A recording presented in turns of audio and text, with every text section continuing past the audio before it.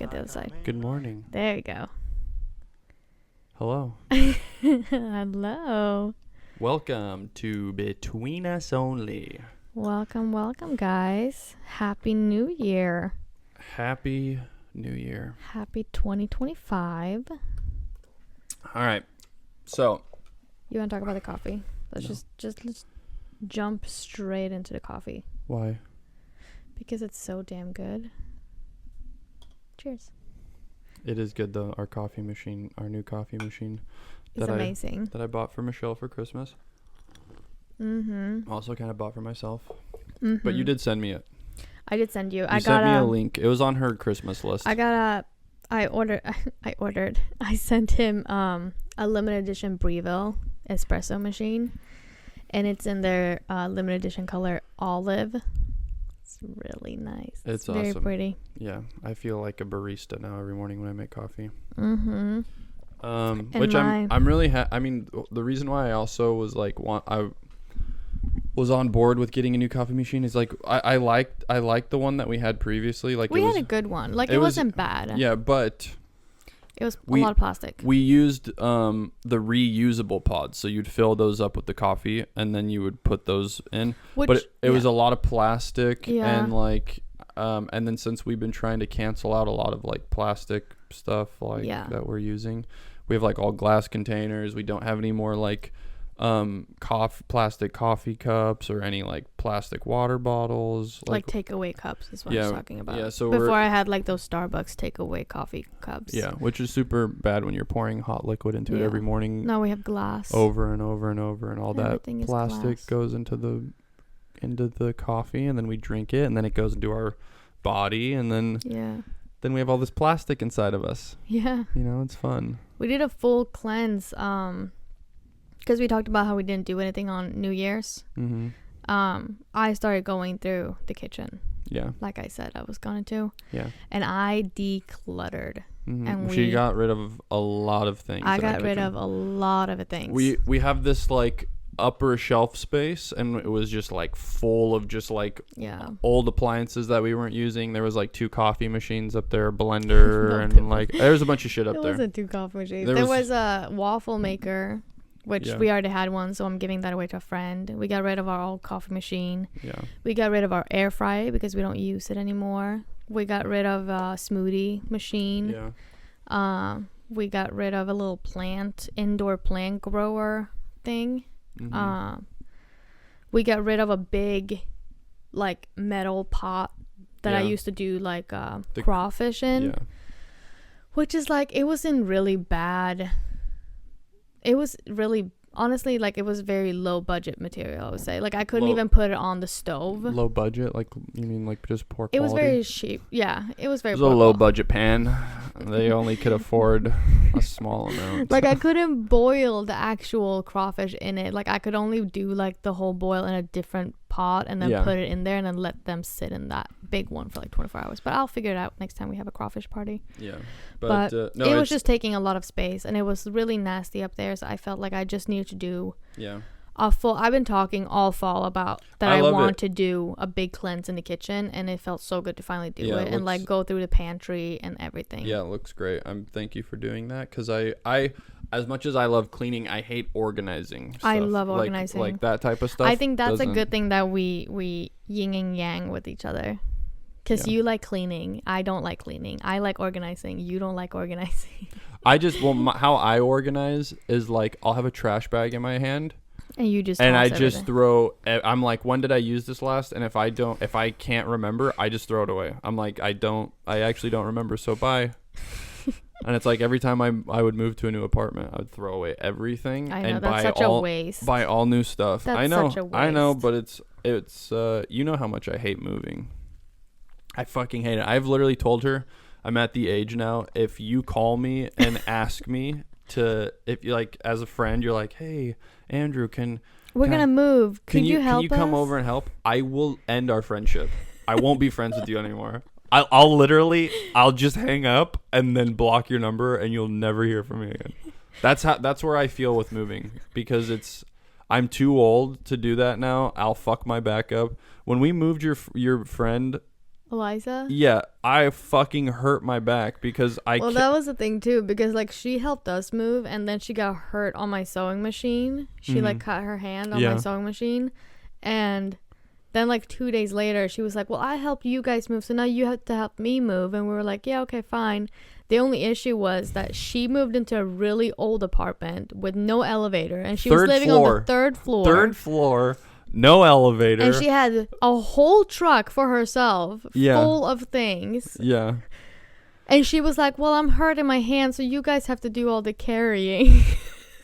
And we were like, we are never moving ourselves after this. That was the breaking point. That was the breaking point for me, which God bless her. I know she needed help, and her family is in Colorado. Yeah. So I understood, and she didn't have money to get a fucking mover. So I'm fine with that, but that was the last time I will ever do that. I won't ever do it again. I mean, we kind of hit a breaking point when we moved in here, because we were like, next time we move, we're hiring people, because we're not. And I feel that way too, mostly because like our bed frame, it's so heavy. Yeah. I'm never moving that shit ever. We're probably gonna buy a new couch, but I'm like, I don't know if we're gonna bring the old couch or if we're just gonna leave it and then buy a new. I say we leave it and get a new. We're not gonna leave it. We have to. I say we just. I literally say we leave it where it is. No. Yeah. But because we're not gonna get our deposit back.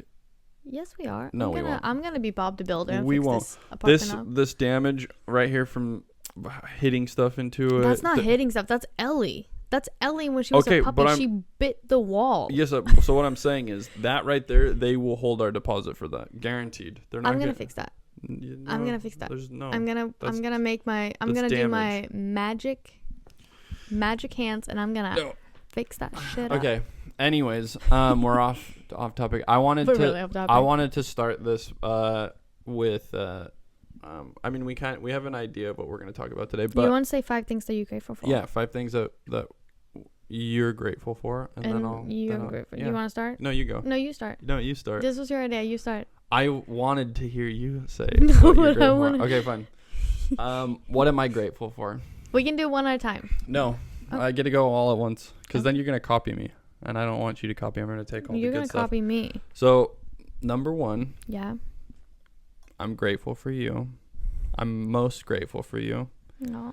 I love you so much, and this life that we have would not be possible without you.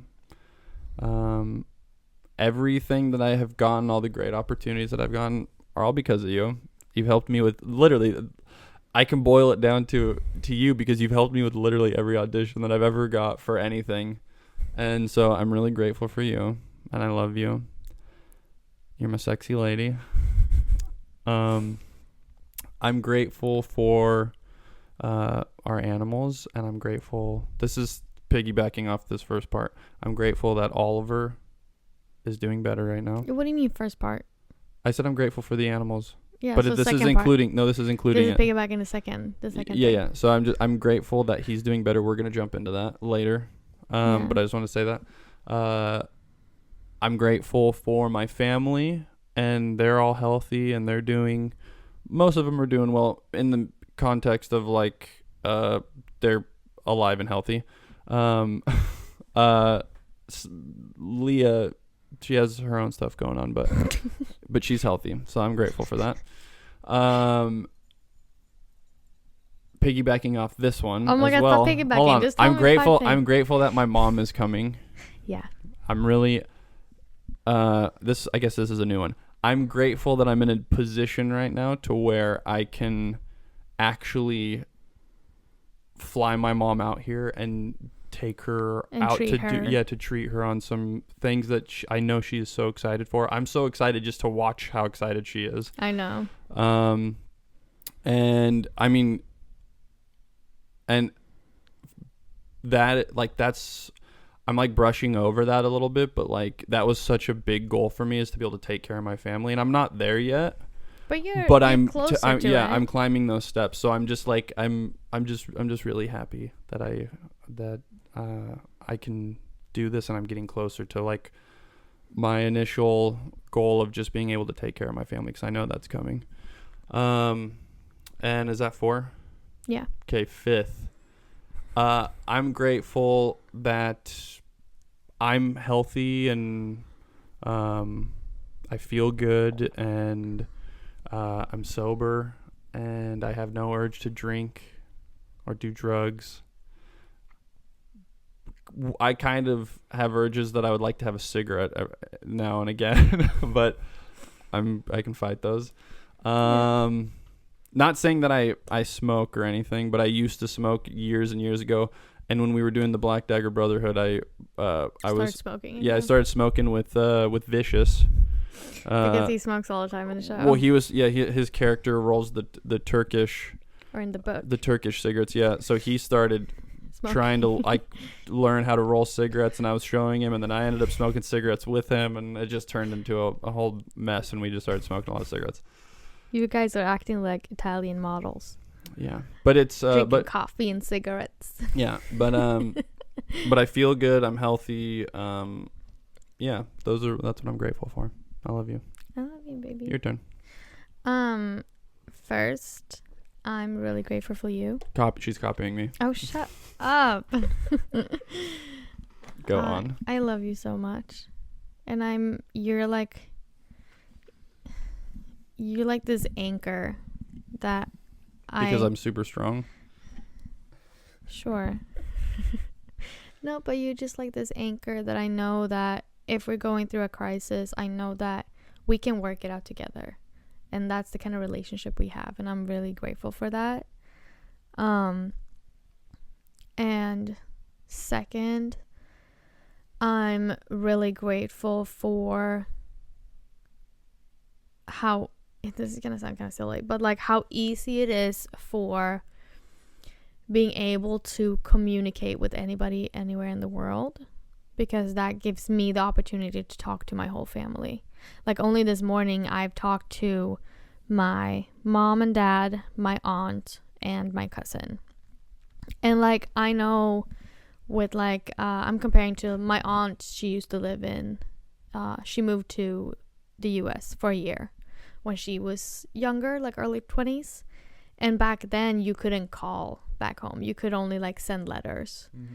And just thinking of like, I've been starting to send letters to some family members, and just knowing that you might get maybe one letter a month.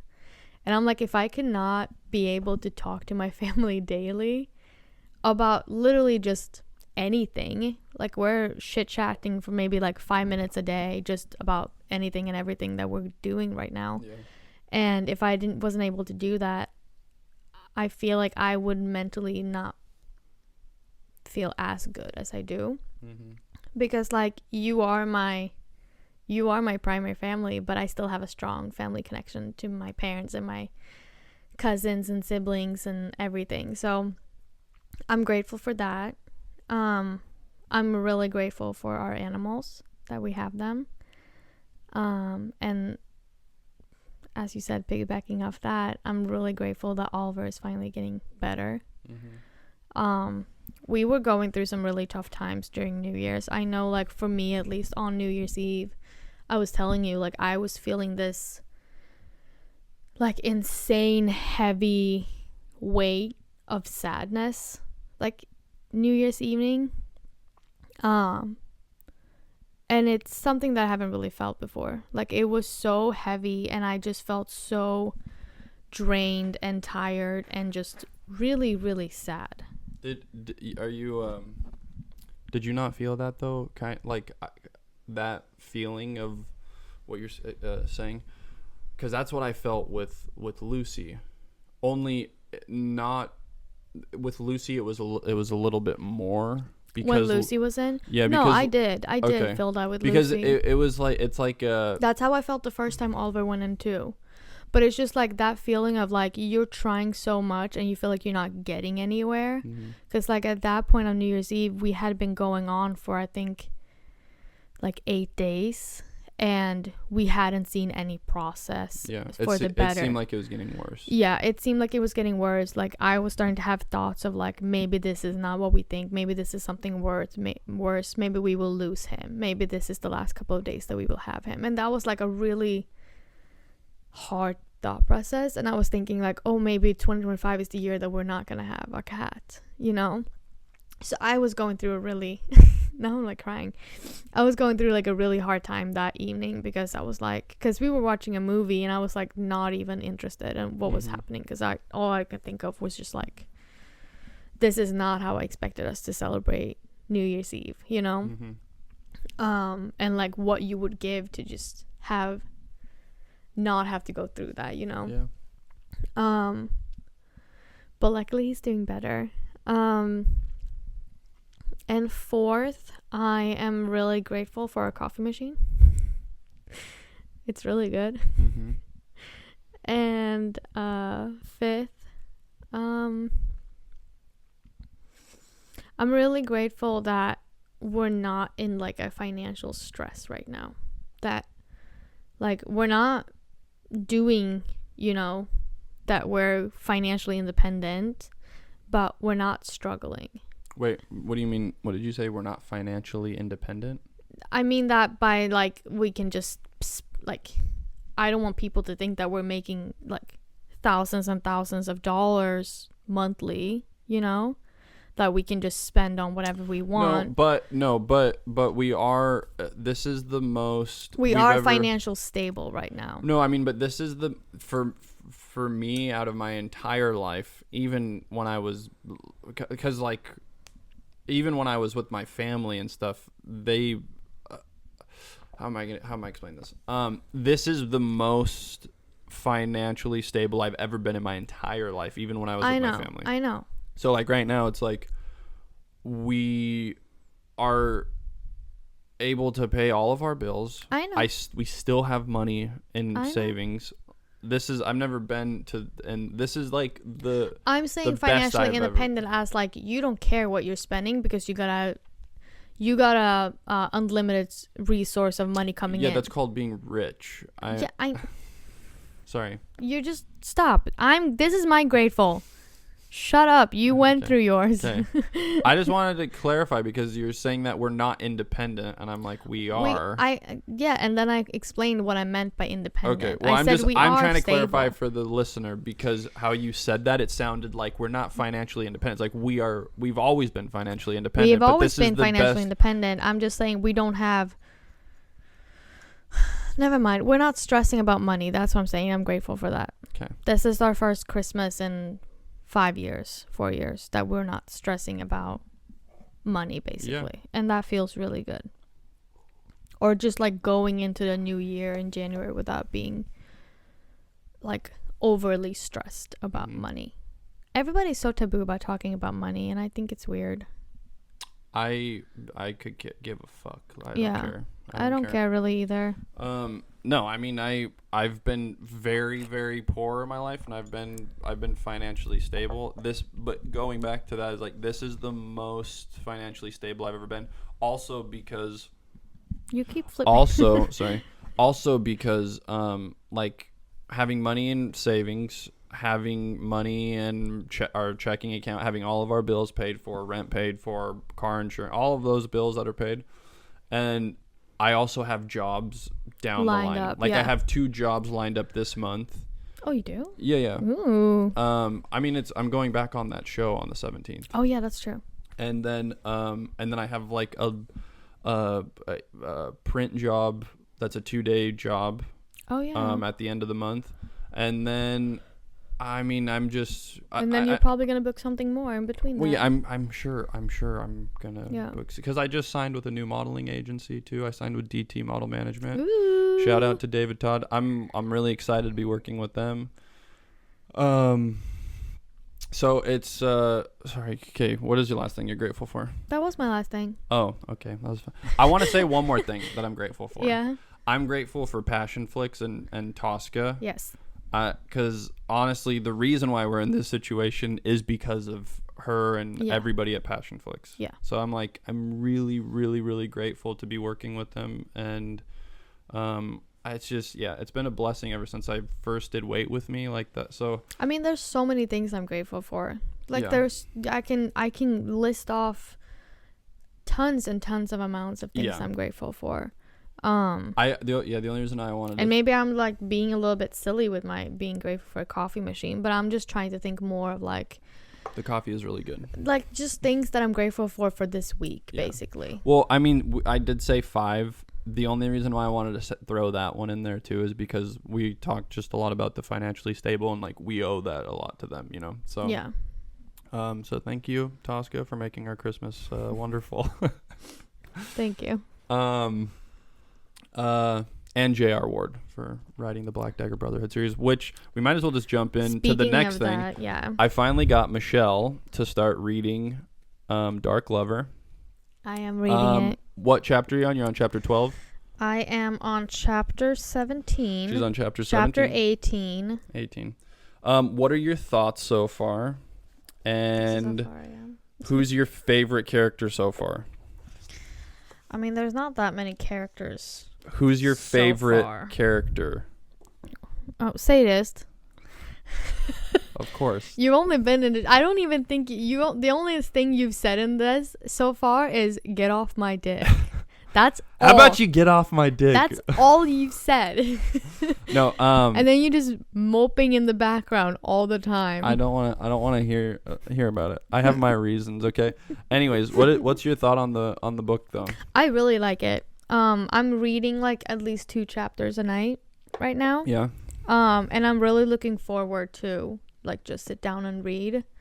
Yeah, every night we've been reading before bed. That's like kind of one of like I haven't really had like New Year's resolution, but like something that I want to change routines for myself is like one of them is to start reading every night. Yeah. And especially like get off my phone. Like, yeah. She's reading Dark Lover. I'm reading the second one. Yeah, Lover Eternal I'm reading it for the second time to prepare for season 2, and I've already read it. This is my 3rd time reading the second book now. You have to finish it so I can start reading it soon after. Yeah. But I really like it. It's a really great series. It really holds your attention, and it does. It keeps you like interested. There's no like dead space like in the book when you just like, oh, I don't really care about this. Like you're always like, there's always something happening. Yeah, when it jumps around to different characters and follows it's really good at that. Sometimes it kind of makes me mad that it jumps. Because you I'm like, continue. Yeah, I'm like, I don't want to jump to that scene. I want to continue in this scene because this scene is so like interesting right now because there's so much happening, and then just start talking about something else, and I'm like, can we go back?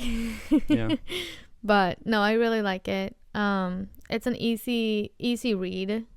Yeah, my issue with a lot of books are like I'll be reading, and then I check out, and then I'm like, fuck, I did not even pay attention that whole chapter. Yeah. And then I feel like I have to go back.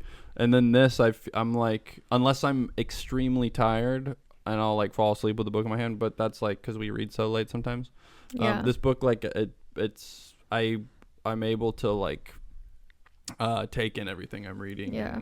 You know what's funny though? Because since I saw all of the characters before I started reading the book, I just see the characters in the book now. That's called good casting.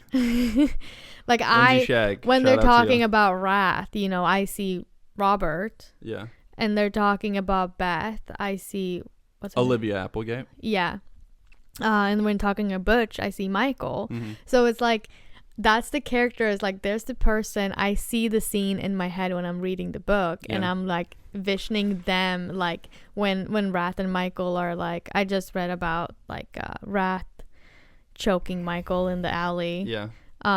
Because where I am in the book is like Beth has just come back to Darius' house for the first time. If you haven't read this series yet, or any of the books, or Dark Lover, spoiler alert, she already kind of said a lot. Sorry. So I mean, not really. I mean, not really. I didn't really reveal that much. Yeah.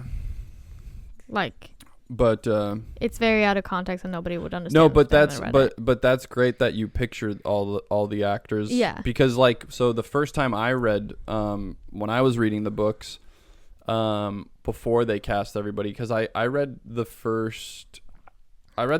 how many did I read before? I can't remember now. You read like 4 books before the casting came out, I think. Yeah. Not when the casting came out, but after you did your first casting, you read at least the first 2 books. No, I know, like, but no. I mean casting, like before they announced the people. I think you listened to at least 4 books because you were listening to them. You weren't really reading them. You were. Well, I read the first one. Yeah. And then I listened to the first one like twice. Yeah. And then you listened to like the second 3 ones. Yeah. But then when I was in Atlanta, I actually read. Yeah, because I ordered the books for you. Yeah, I read through them all again. Yeah. But yeah. But yeah, that. But what were you imagining? Is there anything that you like imagined different? I just when I found out that they were going to be casting this, and I knew that they were going to be holding the open casting called like worldwide and stuff, that's when I read the first one, and then I listened to I think till to the next 2, I think, yeah, up until my book Lover Awakened. I honestly, I was only picturing I was picturing Michael as Butch because I knew he was in talks of playing Butch. And then, I mean, I was just picturing myself as Zadist. Like, the more I was, like, going over the material, I just saw myself as Zadist. Yeah. And I was like, I fucking have to play this character. I have to. So. But see, that's the thing, too, because I know they casted another guy for Rage first. Mm-hmm. But when I'm reading this, all I can think of is Alex. Yeah, like, Alex is so good. Yeah, I can't even think of a different person to play Rage. Like, as soon as they mention Rage, I'm like, yeah, that's Alex, the blonde Hollywood guy. Like, yeah, just beautiful. Looks like fucking like Brad Pitt and Jesus had a fucking baby. But no, I think they did amazing with casting for this. Yeah, they did a really good job. Yeah. Yeah. Lindsay, the casting director, I think it's Lindsay Shag. I always pronounce her last name. It's Chag. It's either Shag or Chag, but I think it's Shag, Lindsay Shag. I'm just going to keep saying it until I say it wrong a bunch of times. But I got to meet her on set. Yeah. She's cast me in a bunch of stuff. Oh, really? Yeah. Well, I mean, Wait With Me. I want to say she was also the casting director on Christmas in Pine Valley. Oh, really? And maybe even Love Marks a Spot, if I'm not mistaken. Really? But she sends a lot of auditions to my agent for me. She's amazing. And I thanked her from you and me. And I said, my wife thanks you for keeping me employed. But she's seriously so sweet. It was awesome that she came to set. Yeah. That's amazing. Yeah. So I got to meet her. That was great. Got to put a face to the name. Yeah. No, I definitely want to fly out for season 2. Yeah. Because I just want to meet everybody. Mm-hmm. Like, so far I've just like talked to people. I met some people that, like, if they come to like a Passion Flix event. Yeah. Or like a movie premiere. Like, I met some people, but I want to meet like more of the people. Mm-hmm. You know? Yeah. Because at this point, it's like, I've heard so much about them, and I know that you talk about me to them. Yeah. And I'm like, it's time that we... Yeah. I really wish you could have came to set the first time. It was just a lot. Yeah. It was a lot this last time. Yeah. But next time, for season 2, I'm definitely coming out for at least like a long weekend. Yeah. Or like a week or 2. Just fucking quit your job and just bring the dogs and cat and just... Oh, bring my dogs?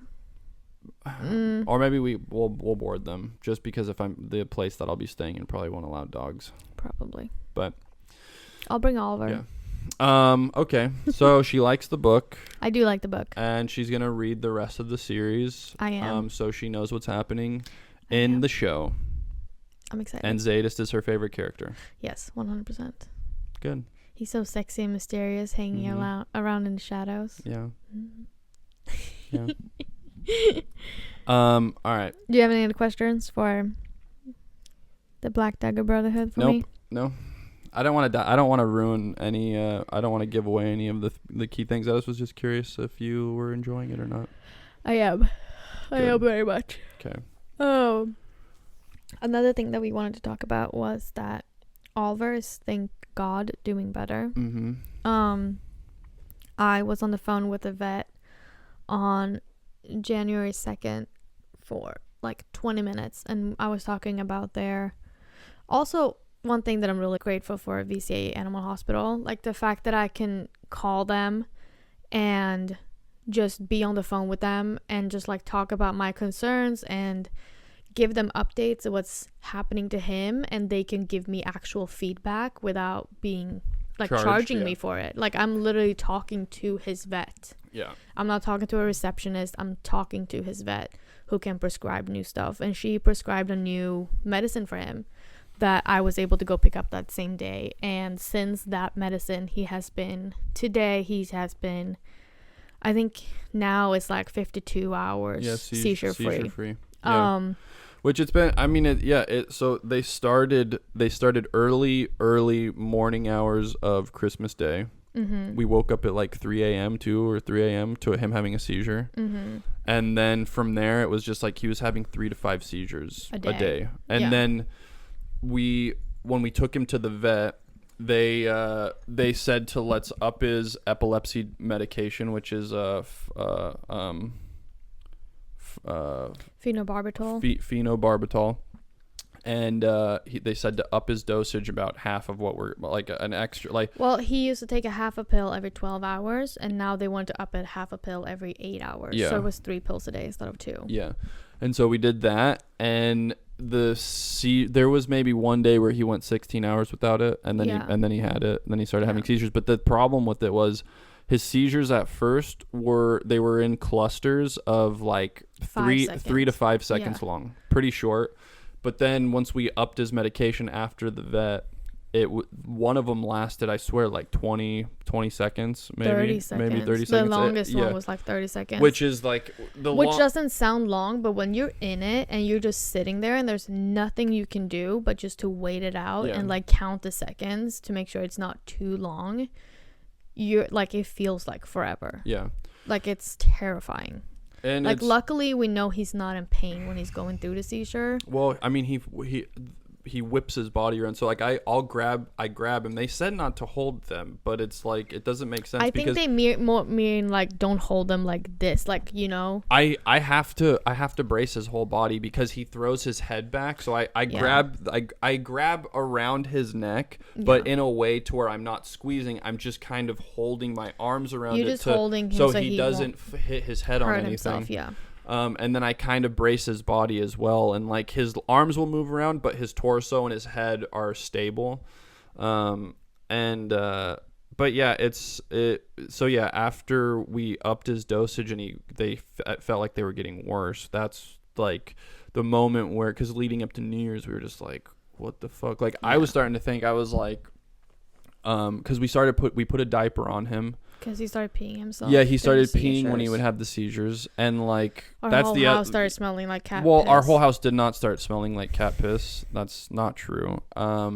He peed once on the carpet, and I freaking pulled out the carpet cleaner we have, and I just deep cleaned our carpet.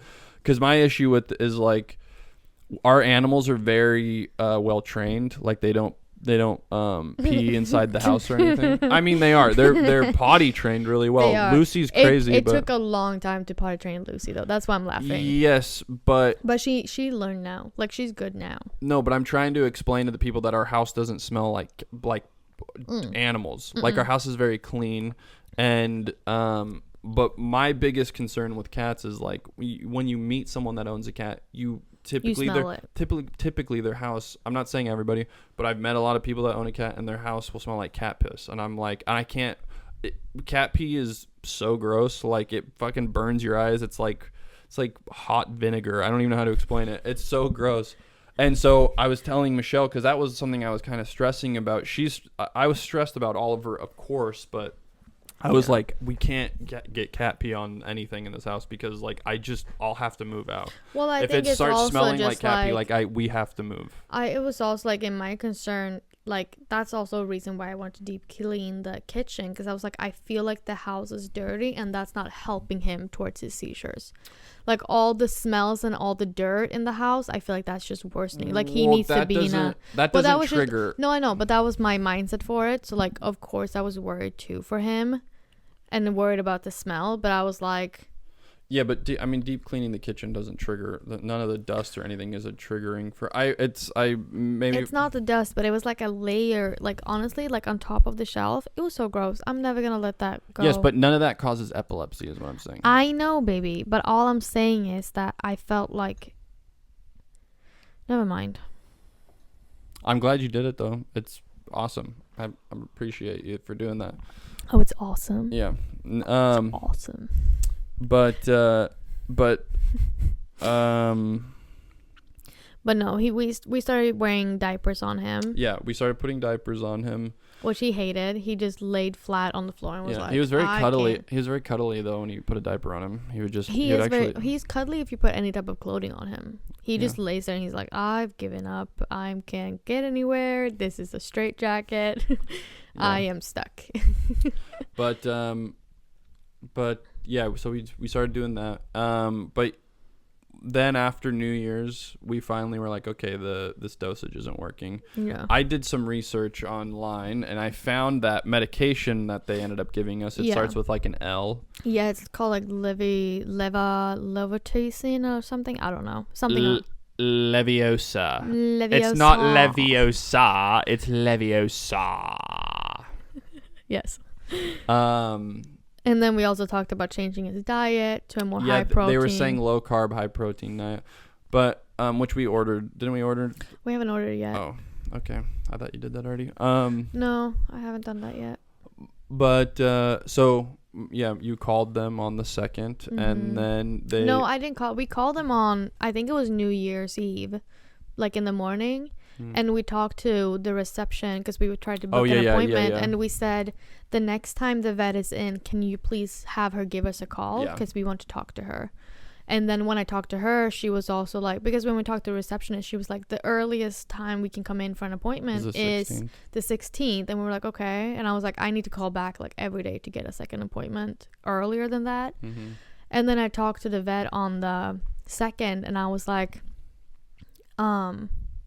is there anything else we can do besides hospitalize him? And she was like, well, we can prescribe this new medicine. You're going to have to do this, this, and that, blah, blah, blah. And she was like, we also have an appointment on this Sunday.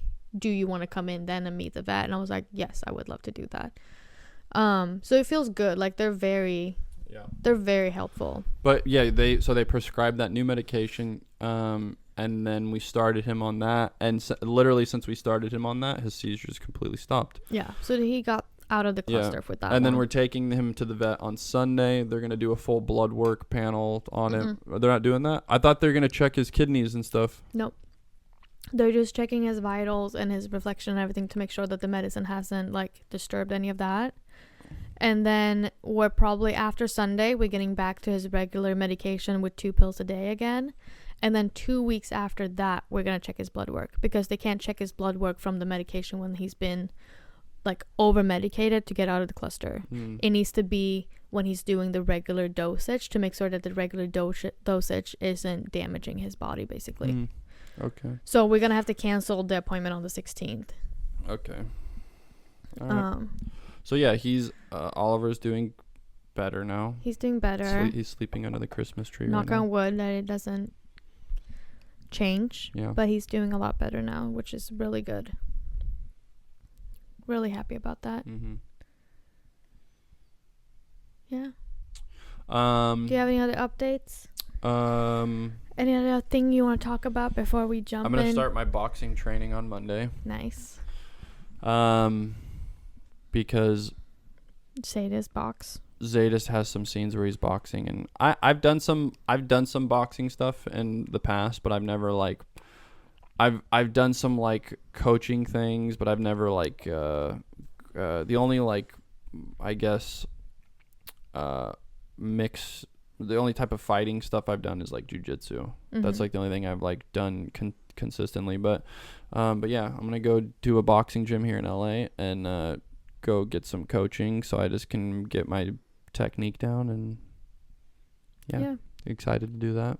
Go beat the shit out of some bags and some pads. Some bags. Yeah, maybe I'll just quit acting and I'll start boxing. No. Get broccoli ears.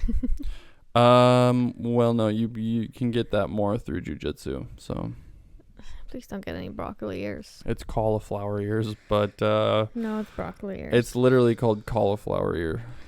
It's broccoli. But you broccoli ear is they turn not green. Right. They turn green. I mean, no, but look at cauliflower and then how the ears are. They don't look like broccoli. They look like cauliflower because of like the lumps and stuff. Olivier. Hi, Nana. You want to come up here? Come here. It's like, no. Hey, buddy. Okay. So what we were going to talk about today. Yes.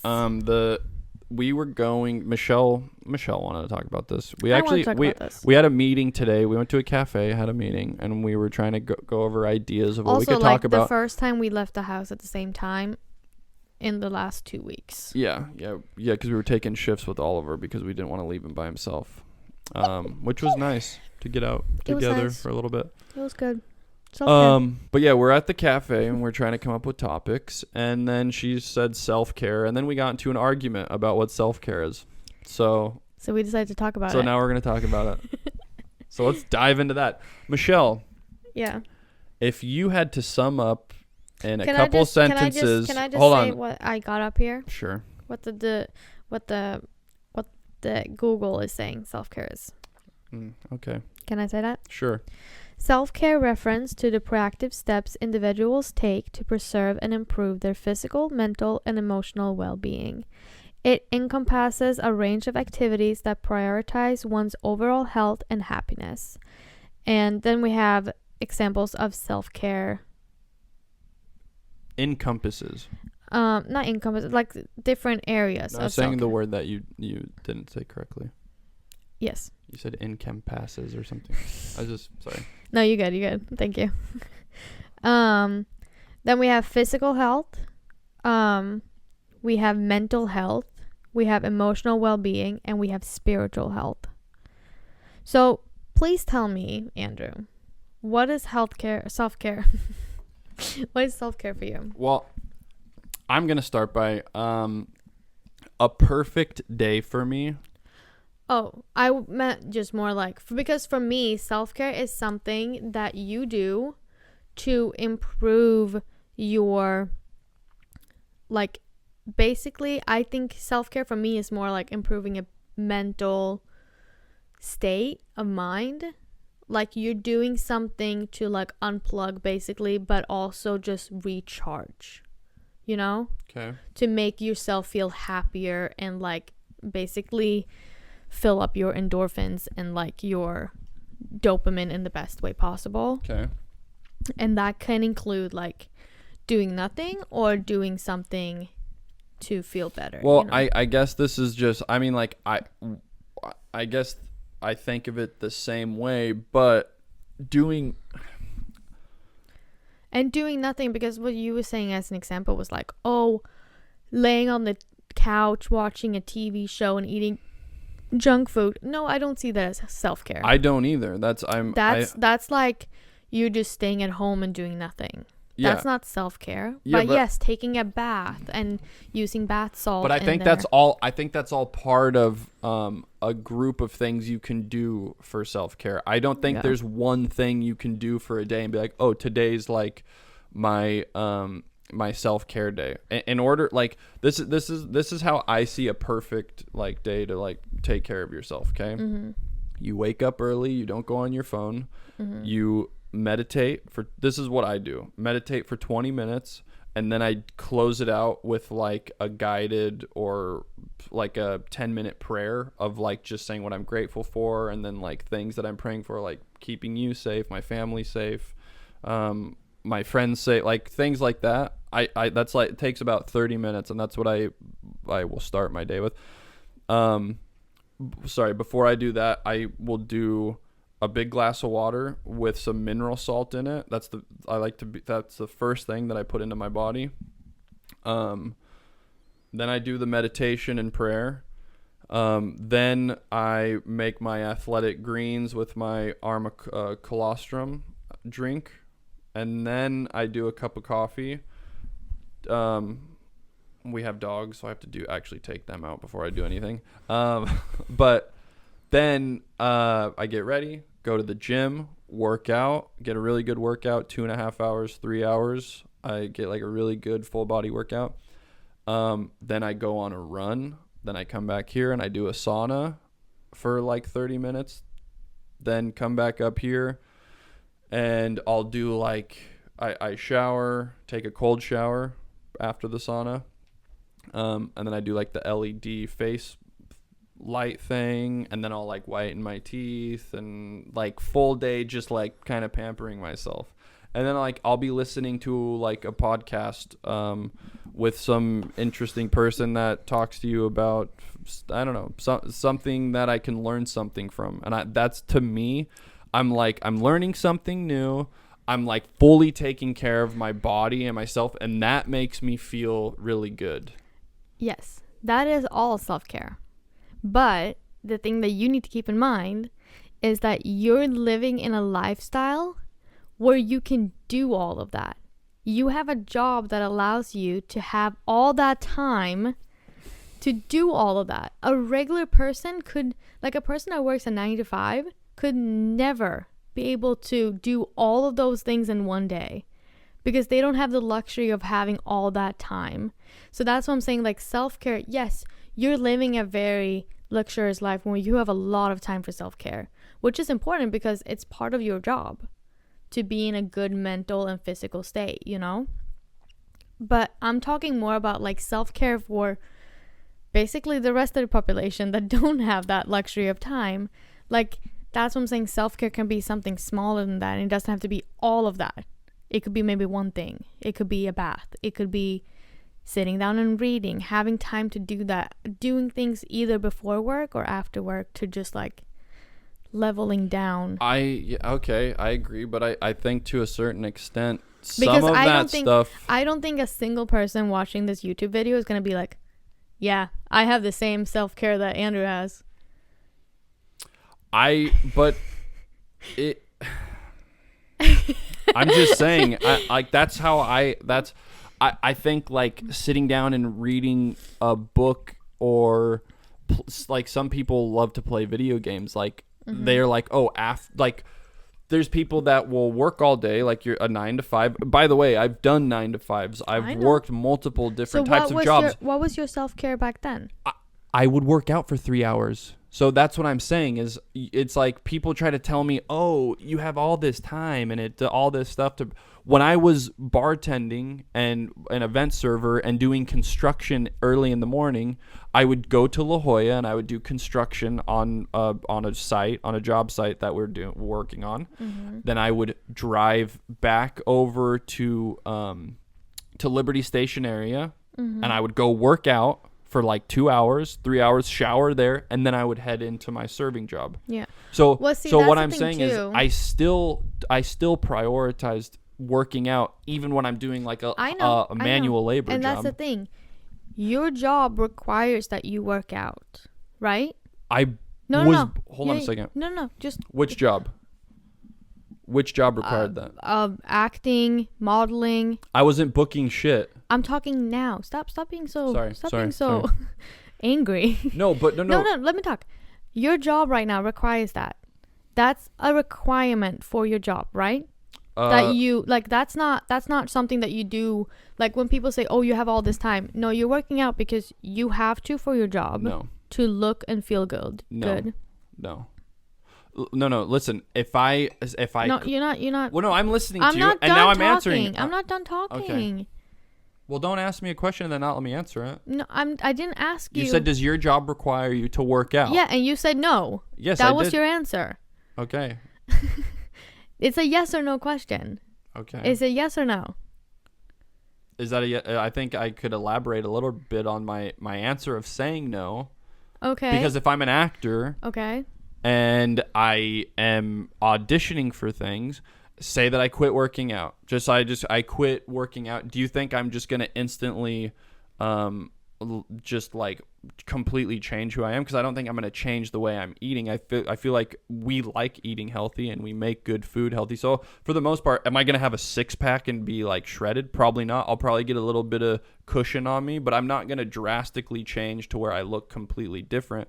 I'm not going to be doing a lot of scenes where I'm taking my shirt off, but most of the auditions I do, I'm just showing my face on these like guest star roles and like little TV movie things. Not a lot of it asks me to take. Well, for the past 3 years, you've been telling me that working out is part of your job. That's what you've been telling me, saying I get to do my job, and requirements for that job is that I stay fit. Okay. That's what you've been telling me. Yeah. And what I'm trying to tell you right now is that you're lucky enough that your requirement for your work is also part of a self-care routine because you really enjoy doing what you're doing. You really enjoy working out. You feel badly if you don't work out because that's also part of your routine. Because what you're talking about, your self-care that you're doing daily, it's also your routine. So that's amazing. You're living an amazing lifestyle when your self-care is literally your routine. Okay. That's really good. But I'm trying to make you think outside of that. So going back to where my routine now for the work that I'm doing, can you explain to me why I was still taking care of myself and still saunaing and doing all that and going and like let me explain to you I'm talking about when I was working 2 jobs and I was working a 9 to 5. I get that. Like when I was doing that, explain to me why I was still going to the gym. Because you enjoyed it. Okay. Because you enjoyed it. Yeah. That's what I'm saying. You're lucky enough that you really enjoy your self-care. You really enjoy, like, I'm not saying that that's a bad thing or anything, and I'm not saying that, you know, you're better than anybody else. I'm not saying anything that you're shitty if you're not enjoy going to the gym as a person. I'm not saying any of that. I'm just saying out of a perspective, it's really good that you enjoy doing that because what you have told me that working out is a requirement for you to do your career, and it's good that you really enjoy it, meaning that you don't really have, like, that just shows that you're in the right field of career. But I'm not talking about any of that. I'm trying to talk about what self-care is. Mm-hmm. And you're just trying to perform that you're doing a self-care that's better than everybody else, it feels like. I just think that... Because what are you trying to get with this argument right now? I don't know. No. What I'm trying to get at is that I feel like the people don't understand how... I mean, I'm just saying... This is very general, I guess. Yeah. Before I started working out, mm-hmm. it didn't just come easily to me. Like I used to skateboard, and that's why I started skateboarding when I was 9. So I was always very physically active throughout like all of my younger years leading up to like my mid 20s. I was always very active, but I didn't know shit about like physical health or nutrition, or like I smoked a pack of cigarettes a day and I drank every night. So I was just lucky because I was young and my body like just maintained, because I would skate for like 8 to 10 hours a day, and I would eat shitty food, and I would drink shitty 7-Eleven coffee, and I would smoke cigarettes all day. Okay. But once I messed my knee up, and then I started trying to rehabilitate it myself, and then I started going to the gym and working out. It wasn't an easy thing at first. Like the first couple years of doing that, it was awkward. You go into a place, everybody's like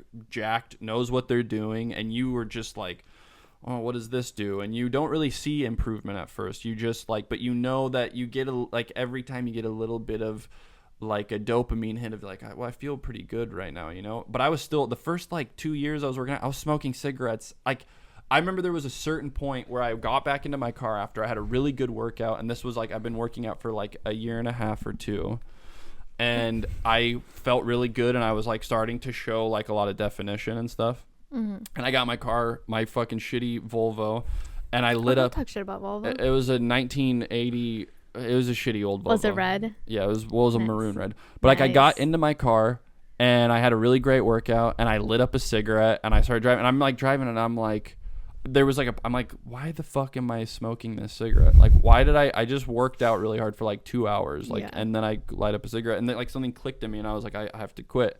Yeah. But this is like a thing that I fight with my family about so much too, like my mom and my sisters, and like I'm like, because they talk to me so much about their mental health and like how some of the one of my younger sisters, she takes like antidepressants and she struggles with depression, and I've struggled with depression, I still do, but I've never I don't take any medication. I'm not. And what I try to explain to them, why are you laughing?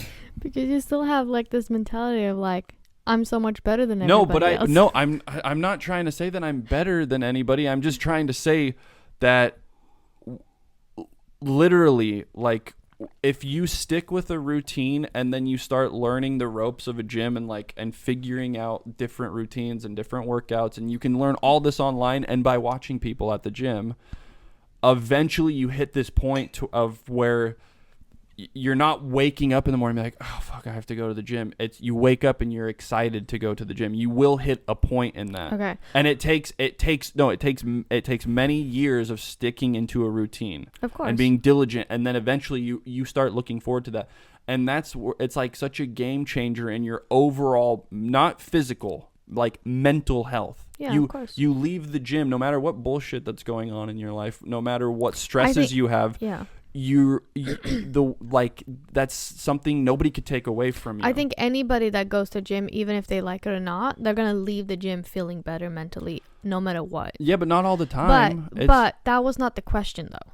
We're not talking about working out. We're not talking about going to the gym. We're not talking about overcoming going to the gym. What I wanted to know from you was not your self-care routine, but what is self-care? If you need to describe what self-care is to someone else, not what you're doing. Okay, this is what I think self-care is. I think doing things that not only mentally enhance your mind and soul, but also physically. And that's by doing physical workouts. That's by doing certain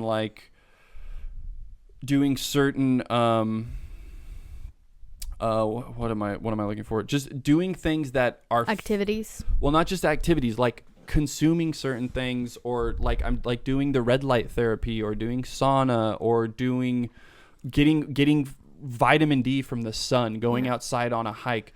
These are all things that I think are not just important for physical health, but for your mental health. But that's why I think that's why you have physical health, mental health, emotional well-being, and spiritual health. It says here, physical health is engaging in regular exercise, eating healthy diet, getting enough sleep, and seeking medical attention when needed. Mental health is practicing mindfulness, meditation, journaling, seeking professional help when necessary. Emotional well-being is spending time with loved ones, pursuing hobbies, setting boundaries, and managing stress effectively. And then spiritual health is engaging in activities that provide meaning and purpose, such as prayer, meditation, or spending time in nature. So I think, like, for me, when I think of self-care, I'm thinking more of the, like, mental health and emotional well-being, you know? While you were thinking more about physical health and maybe some mental health. You're thinking more about the eating of it. You're thinking more of the working out. You're thinking more of like the more.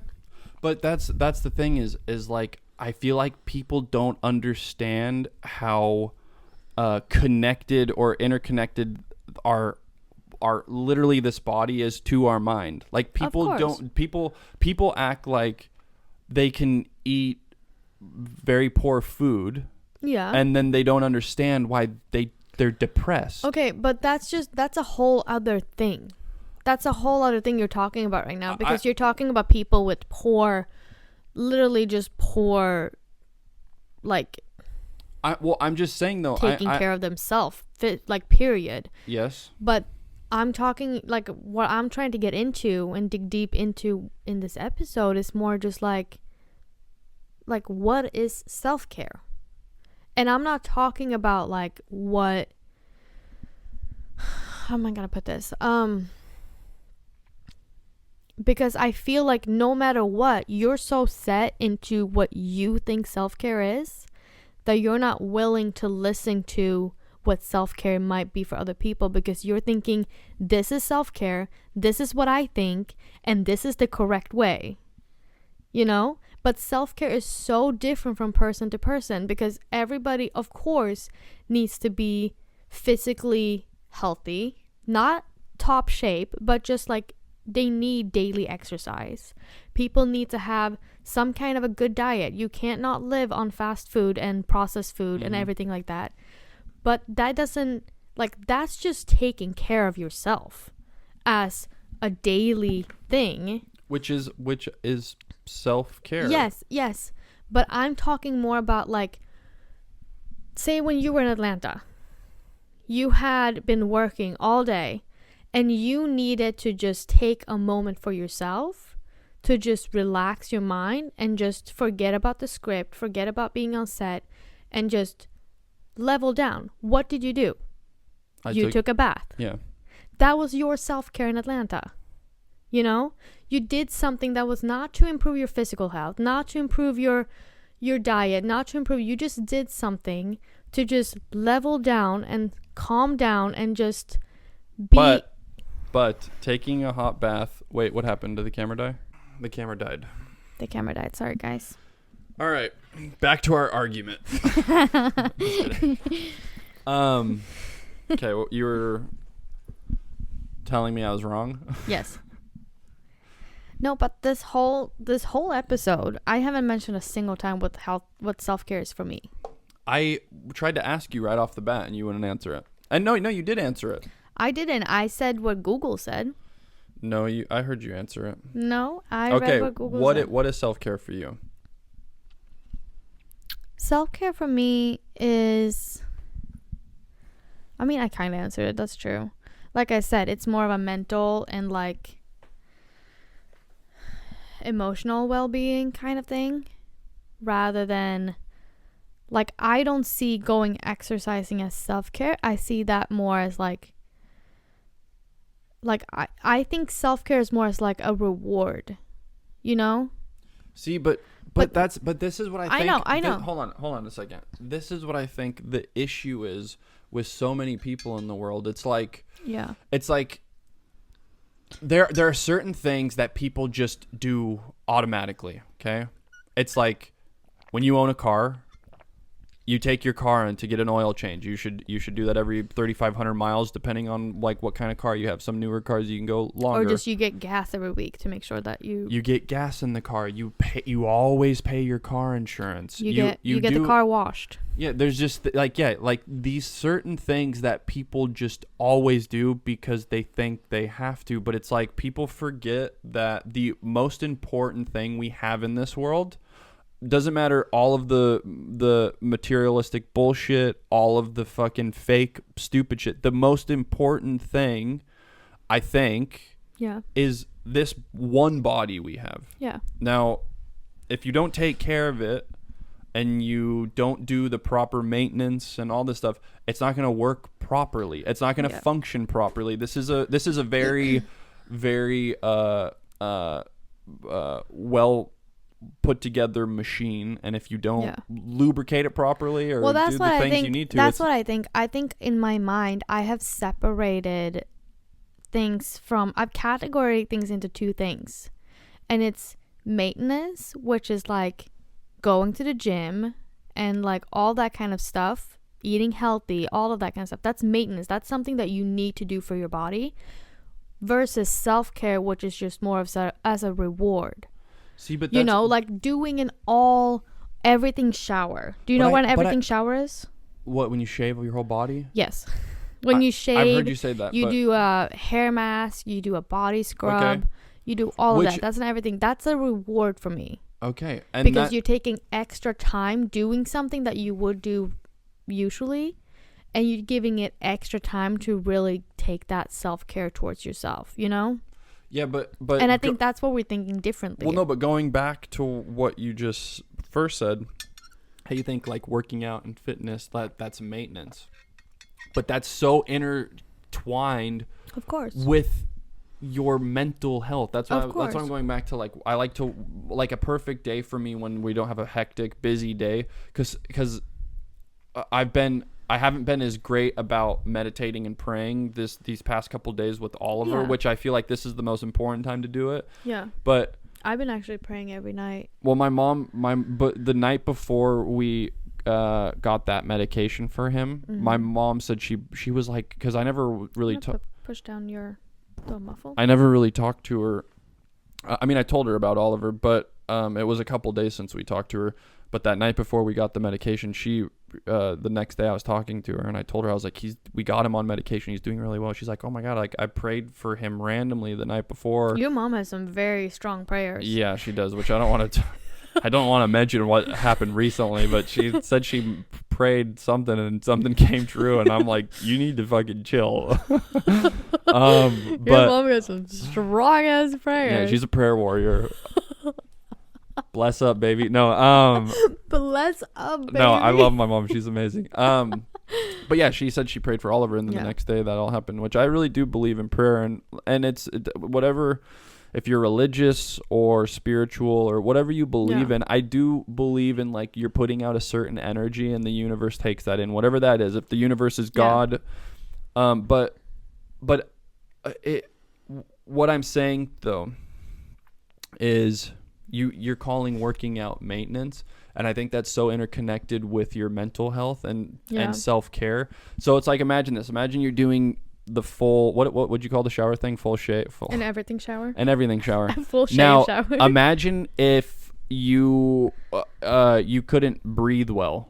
Yeah. Imagine, like, say that your breathing has been bad and you've been really raspy and it's just you get tired really quick. Is that full shower going to be as enjoyable as it typically would? Okay, so that's what I'm saying is like it's all interconnected. And I think people need to get out of their head of like looking. I feel like working out, whatever that is, I'm not saying go to a gym. I think weightlifting is very important for longevity in your life.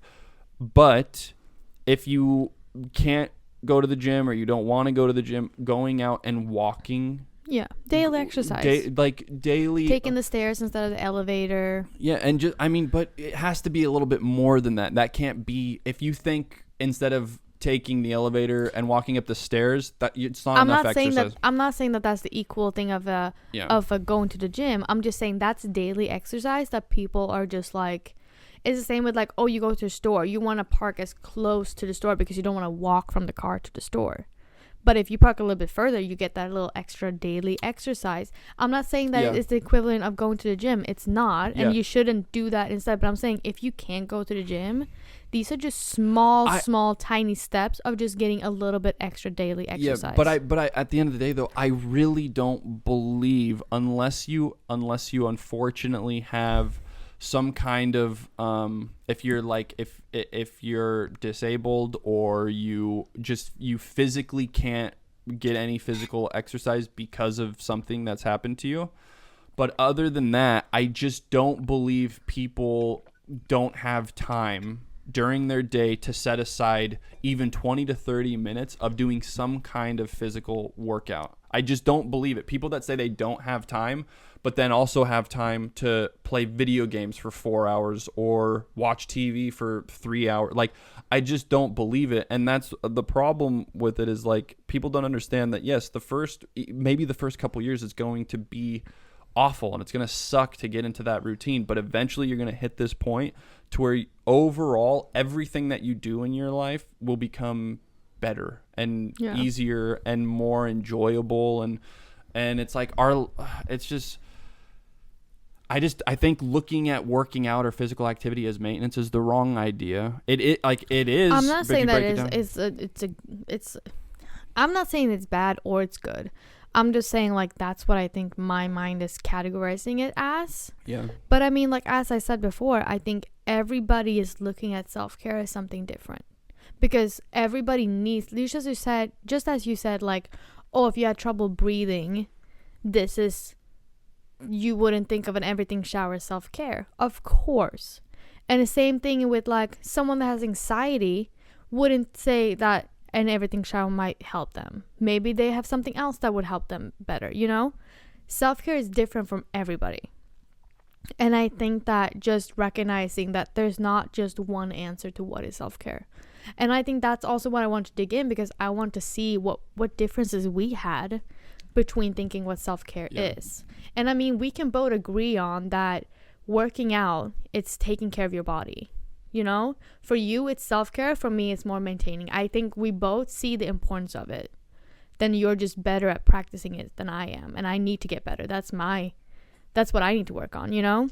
Well, we both think that having a healthy diet is, you know, important. Yeah. I see that as maintenance. You see that as self-care. We both see the importance of it. We just have categorized it differently, because I don't see that as a reward. I see that as a must. And I see self-care as a reward and maintenance as a must. They're both the same thing, but it's just like prioritizing different things, you know? Because I'm not practicing self-care every day. I know, but I think looking in a way that I see it. Yeah, but do you think you don't have time to No, I think it's just more like I haven't been prioritizing that. Yeah. You know? But because for me, it's a reward and not a must. That's the going back to, I think, realizing that this is our only body that we have, and taking care of it and preserving it and doing your best to, like, because like the other day you're like, I need to go get the Volvo washed. Like, I need to go get my car washed. But wait, now I don't understand what you're talking about. What are you trying to say with that? I'm trying to say that. Is it because I'm not working out? Is that what you're trying to explain? No, you're saying that self-care is like a reward to you. Yeah. And so you're looking at taking care of yourself as something you only do when you deserve a reward. No. That's what I'm taking. Because when I'm saying taking care of myself, it's in smaller things, like taking a longer shower, taking a bath, reading a book. It's not something that is a must, you know? That's what I'm trying to say. Okay. It's not a must. I don't have to take an everything shower. I don't have to read a book. I don't have to sit down and paint or scroll on Pinterest to collect inspiration. That's a reward for me. But that's self-care, because that makes me happy. It gives me endorphins, you know? But going to the gym, eating healthy, that's a must. I know I need to do that to have a healthy and good lifestyle. So that's not a reward for me. That's in itself, it's going to have a reward afterwards because I'm taking care of myself. But that's more of a priority and a must rather than an reward, you know? Do you understand the difference? I understand. I understand like what you're saying. I'm just saying in my mindset, I've categorized it differently. So I don't see that as self-care, because that's not a reward. That's something that I have to do to live a healthy and good long life, you know? Yeah, I'm still, I mean, I get what you're saying, but I'm also but I understand want to argue and say I don't like it. You always want to argue because it's not your way of thinking. It's just, I know I need to just... Can I jump into a different thing? Are we done about self-care? No, it's still self-care. Okay. I found this post. It's called Your Daily Dose. I kind of already talked to you about that when we had this meeting this morning. Okay. But it's your daily DOSE, dose. And don't ever call me that again. D stands for dopamine. Okay. Dopamine. And it's the reward hormone. Mm-hmm. And it says things you can do to increase your dopamine is complete a task. Self-care activities, which I think is weird because you don't want to call them self-care activities because all of these are self-care. But like I would say it's like literally like, I don't know, skip that one. Like a daily to-do list, but I feel like that's also completing a task. That's crazy. Take a nap or appreciate little wins. Mm-hmm. Like be grateful for small things, you know? Yeah. All of these are small things, but they're big. Well, it goes back to like you like checklists. When you check off a box, that's a dopamine hit for you. Oh yeah. When I get a really good workout and I leave there and I feel like super happy and high from it. Yeah. When and a smart thing about that, like when I do lists, like checklists daily, I always put down small tasks, like taking a shower, or taking out the trash, or doing the dishes, because they're easy tasks that take maybe 5 to 10 minutes. because then I can check it off, and then that gives me a hit to continue doing more things, you know?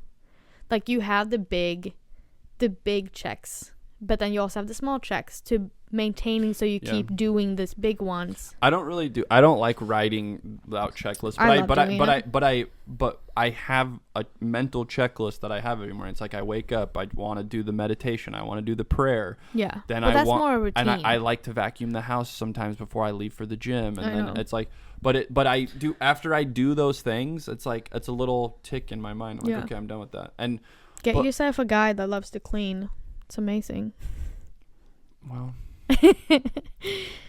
But then the next one, O, is for oxytocin. Wait, what? Oxytocin? Yeah, that's basically what I said. Oxytocin? Which is a love hormone, and it's like giving compliments, listening to music, hug or cuddle someone, and get a massage. Yeah. And then you have the S. We're good about all of that. We're good about all of that. Yeah, we have the love hormone. We OD on that. we do. Yeah. Then you have the S, which is serotonin, which is the mood stabilizer. Yeah. And that's meditation, being out in the sun, being in nature, taking a cold shower, or doing yoga. Yeah. That's like, you just like reset your mind, basically. Neutralizes it. And then you have E, which is endorphins, which is the new natural painkiller. And that's moving your body, like working out, laughing and dancing, being creative, or dark chocolate. I don't think really dark chocolate has that lot of endorphins, but sure. But I think like all of these things, and you have lists and lists and lists that was talking about different types of self-care. Like, here's a checklist, one for your body, one for your mind, and one for your soul. And it's like, for your body, drink lemon water, take your vitamins, go for a morning walk, eat colorful plant-based meal. I don't think plant-based, but just eat a healthy meal, stretch for 10 minutes, take a cold shower, like be out in the sun. And then you have for mind is read a book, clean your closet, rearrange your room, listen to a podcast, plan your day, try something for the first time. And for your soul is meditate, spend time outside, connect to someone you miss, wash your bedding, read or write poetry. That sounds very stressful. Do something that makes you laugh. See, so hold on a second. So you reading all that? We do all of those things in our day I know. But some people don't, and that is considered self-care for them. Okay, but this goes back to my issue with stuff is like, people prioritize so many other things instead of their body. Of course. And then it's a vicious cycle, because then they prolong putting those things off, and they're just like, I'll do it on this day, it'll be a self-care day. But then if you do that once a month, then it leads to all these other problems, and then like your 9-to-5 job or whatever you're doing that consumes most of your time, that becomes harder to do. And then it's just like this vicious cycle of then you get into depression, and then you go to the doctor, and then you get put on this medication, and they don't ever give you never get prescribed, hey, you should get some sun and you should go on a walk. But that's also because people want to make money. Okay, but that's what I'm saying is like, it's just like this vicious cycle of taking care of yourself, literally taking care of yourself. It's like not the highest priority. Yeah.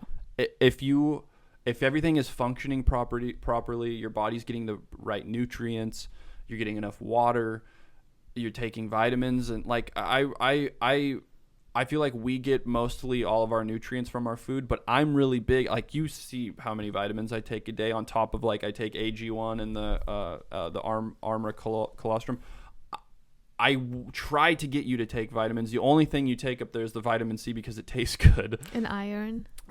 Yeah, but you need to be better about taking vitamins. But it's your body. Even with everything I do, I still battle with depression.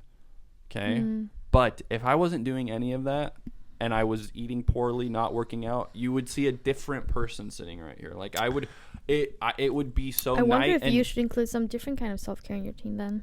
What do you mean? You need to start journaling. See, but that's I journaling. Look at how many journals I have that are like partially written in. Like I start that and I'll stick with it. Like I have the journal next to our bed that I was at the end of the night. Before I did this for leading up to when I left for Atlanta. I know. I did it for quite a while. Every night I would write 3 things that I'm grateful for. Yeah. And I was doing that every night. And then I would kind of just write something in there. Yeah, there is a benefit to that, but I think for me what I see the most benefits to is like meditation, praying, working out, and eating healthy. And then like I mean, I've been really bad about getting vitamin D. I take vitamin D supplements, but since I've been back, I haven't been running. Where I would go to the park. It's so funny to say that we're bad at taking vitamin D when we literally live in California. But well, I mean, it's been kind of overcast and stuff. No, but no, I know what you mean. I haven't really been since I got back from Atlanta. I haven't really been going outside. And during Atlanta, I was not, and like leading up to Atlanta because I wanted to get pale for my character. I haven't been doing my runs and I haven't been going outside, so I've been supplementing a lot with vitamin D. So I think that's like countering that, but I wish people would prioritize their health and or just at least see the importance of prioritizing exercise or seeing that is self-care. Exercise and I think seeing it as healthy healthcare. Diet. It's also funny how another thing as like, oh, healthy diet is literally just clean eating. It's just whole foods. Yeah, everybody's just like, oh my god, you're dieting because you're eating like so good. And it's like, no, I'm just not eating processed food. Yeah. I'm eating things that is literally just natural and not gone through the whole. And it's so funny how today's society has been like, to eat like non-processed food is considered dieting. Yeah. Or having a healthy diet. Or just getting out of your head of being like, oh, I'm going to go on a diet. No, like just change your habits and the food you eat. And honestly, anyone that tries to say that that's more expensive, it's not. It's just, maybe it's more time consuming because you're cooking at home. But it doesn't have to be.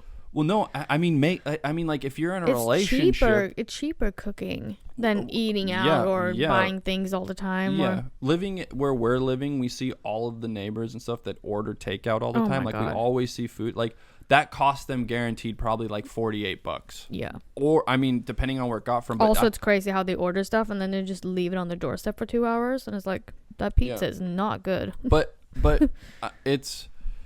Just eating whole foods with not a laundry list of ingredients. Like if there's a whole ingredients list on the back, then you probably shouldn't be eating it. I'm just gonna be like I don't know if you're vegetarian or what your beliefs is, but like eating fruits, vegetables, and meats, and if you can get grass fed and organic, like and even better. If you can't, then it's hard. Just keep it clean. It's really hard to know what companies are telling the truth or not, but. It's way cheaper to do that. I think. Yeah. Like. No, but not and especially like with comparing to like food regulations in America compared to Sweden. Like that was a big thing that my body reacted to when I moved here, because like your body was just, reacting in a different way. Like I starting to feel like I'm starting to feel lactose intolerant because of the milk here in America. Like I'm feeling like I'm getting super bloated from milk, which I've never felt my whole life in Sweden. And milk is such a like, there's not so much you can do about it, but I think it also compares to like what the cows are being fed here in America and all of that kind of stuff, and it's small stuff, and it's sometimes really hard to prevent. But just doing those small changes of like staying away from processed food and all of that kind of stuff, like that changes so much. But I think it's so funny just seeing how, literally as I said, like it's considered like, oh, you're being so healthy, and it's like, no, I'm just staying away from processed food. Also, processed food tastes bad. It tastes gross. Yeah. Like, and I'm talking about like processed food that you buy in the store. I mean, I love food. But I really love eating. But I remember when I didn't care about what I was eating, and I would do fucking microwave pizzas and microwave burritos, and like when I was younger, I remember doing all that. Yeah. And I used to drink more soda and stuff. Like it all tastes good. There's no doubt about that. But soda in America is really gross. Well, listen. Sorry. Soda in Europe is better. Listen, sugar is good. We all like sugar. That's why it's addictive. But not really. It is, baby. And I like salty things. And for you to say you don't, I see you eat Swedish candy. So yeah, Swedish candy. It's sugar, baby. Anyways, you're getting off European sugar. Stop it. It's sugar. But the reason why I don't engorge myself with all that is because I know that it's later I'm going to regret it. Yeah. And again, this goes back to self-care. It's like when I have a day where when I have a day where I do all those things I said. Yeah. I wake up early, I meditate, I go, I pray, I go to the gym, I do the sauna, like I'll go on a run, I'll be outside. And then I'm fasting during this. I'm doing a fasted workout when I like really stick to all that. Mm-hmm. And then I don't have my first meal until I finish with the sauna and the run. I come home, it's like 1 o'clock or 2 o'clock. And then I'll have like 5 hard-boiled eggs and steamed spinach. I'm like, I feel so good that I stuck to that. And then when we have dinner at like 7:30 or 8 and we have a really clean dinner, at the end of that day, I'm like, I'm proud of myself. I'm like, yeah, and I feel good. I don't feel like shit. And it's, yeah. And then days that we have been laying on the couch watching movies and eating snacks, yeah, you feel like shit. Yeah. You feel like absolute shit. Which, like, do I enjoy sitting? But I don't see that as self-care. I don't see us laying on the couch watching movies and eating saffron buns and, that kind of stuff. I don't see it as self-care. I know, but some people would. Some people would. Some people would work some people would work for 2 weeks straight, and then they have say they have like a vacation, and they're like, I'm just gonna lay here and not do anything. And I do think that you need to be able to do that as well for like not always, but just once in a while. You need to also not be too strict on yourself. But I think understanding that you will feel better if you work out and prioritize your diet. It's like when you go on vacation and then you like, because for me, if I go on vacation, I still like to work out and go to the gym. I still like that, but most people don't. Most people are like, oh, I'm on vacation, I'm done, I'm taking a rest. I'm drinking, I'm just laying on the sun chair and just doing nothing. And I get it, you're on vacation, but it's going back to this is the only body we have, and I don't think taking a break from taking care of your body is ever a good thing. Mm-hmm. I just think that should be the thing that you prioritize. Yeah. Take care of yourself. Work out, eat good, pay your car insurance, all those other things on your checklist. Yeah. But that should be at the top, I think. Yeah. No, of course. I agree with you. And also it's like, talking to our family and like doing all that. Like, of course that might, like when I call my mom and just tell her about my day, like, yeah, that is self-care for me in a sense, but it's also just like keeping connections. Yeah. That's an important part of like having a well-rounded life. I think it's like, yeah, I'm not saying working out is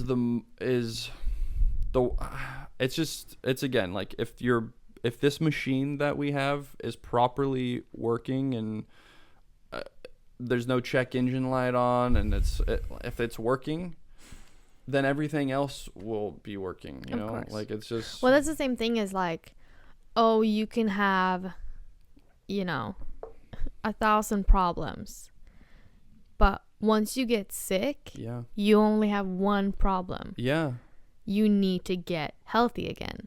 Yeah. And that's what you're saying. Like, you need to maintain so you don't have that one problem, because that one problem is always going to be bigger than everything else. Yeah. I mean, that's a really good way to look. Like, that's perfectly said. Yeah.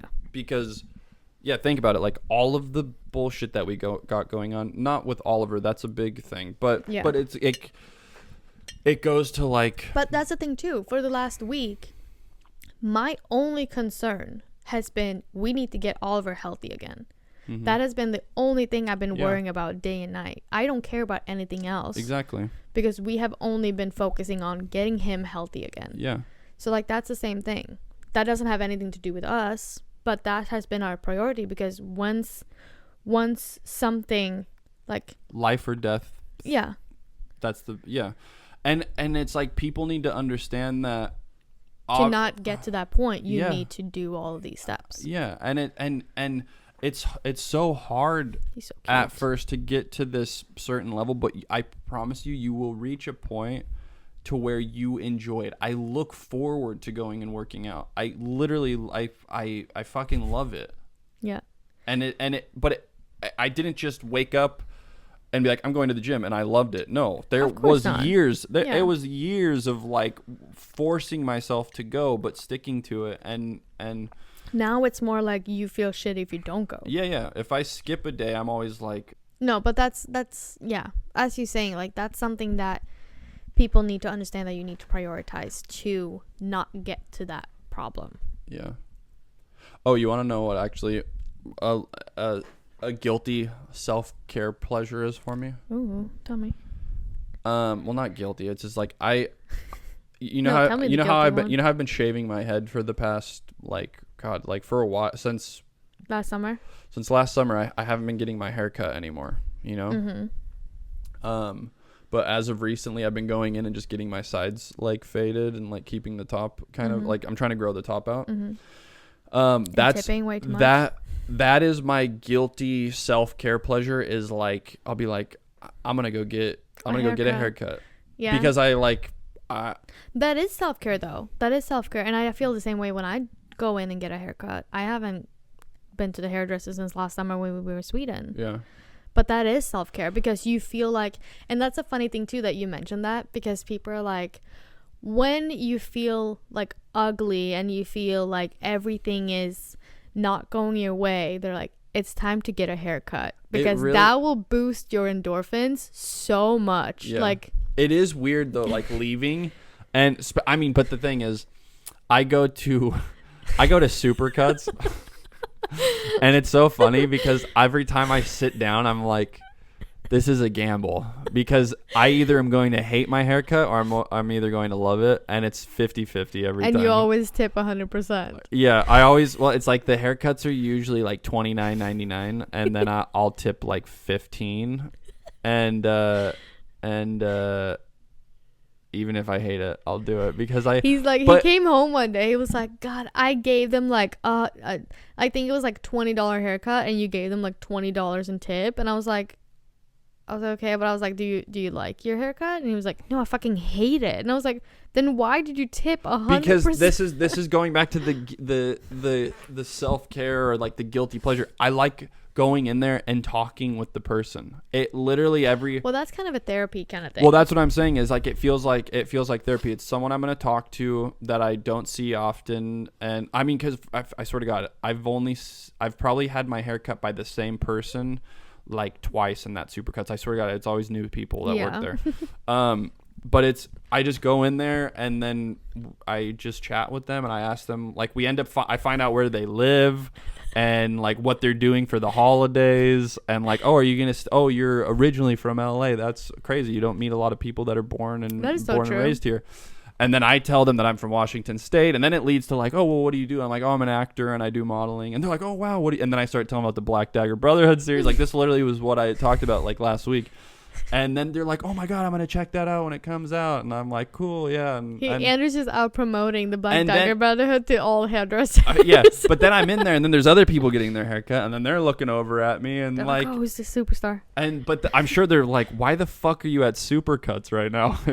But it's, I don't like going to barbers. Sorry to all the barbers out there. barbers stress me out a little bit, you know, because they're like so good that sometimes they just kind of, I feel like you're gonna go to a barber one day. No, my cousin's a barber. Yeah, both my cousins, Joey and Billy. Billy cut my hair. He's amazing. Yeah, he's super good. He cut it, and I was but that's what I'm saying. I was like, holy shit! I was like, this is what it's like when someone knows what they're doing. I was like, this is such a good haircut.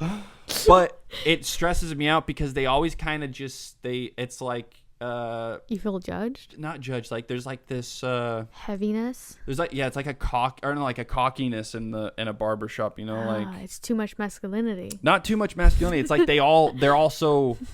It's like you sit down and I try to tell them what I'm gonna do, what I want, and they're just like, this is what I'm gonna do. They're like, this is what I'm gonna do. I don't know. It's that's so funny. But I don't know. The people at Supercuts are easier to talk to.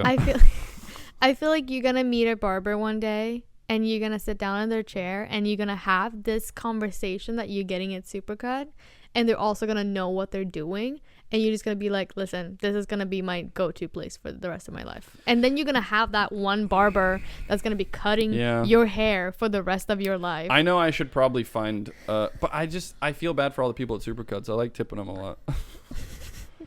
There is I know Hannah was talking about I think you know the restaurant that you proposed at? The restaurante. Yeah. You know the restaurant that you proposed at? Il Cello? Yeah. Door to door to that place is Hannah and Marciano's hairstylist. Okay.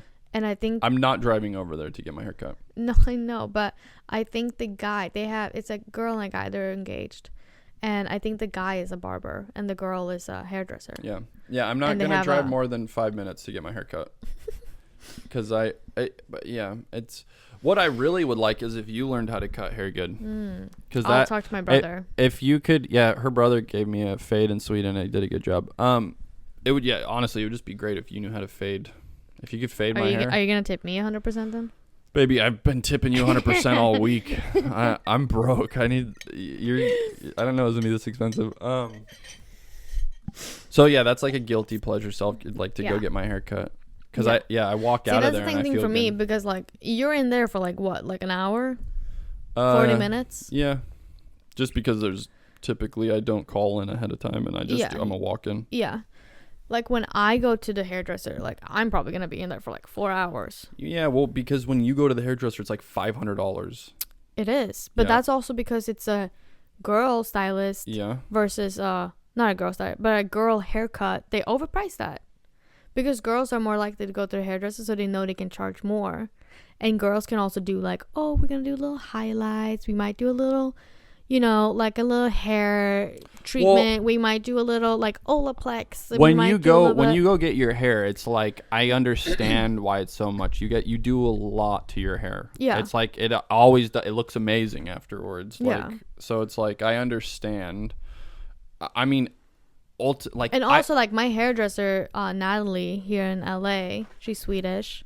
Like she is so.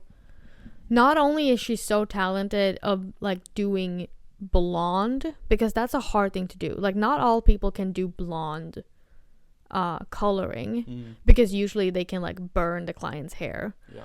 But also she's so good with like Swedish hair. Like the hair type, because we have finer hair, but I mean I have a lot of hair. I have fine hair. I'm gonna disagree. I don't think Swedish people have different hair than most people.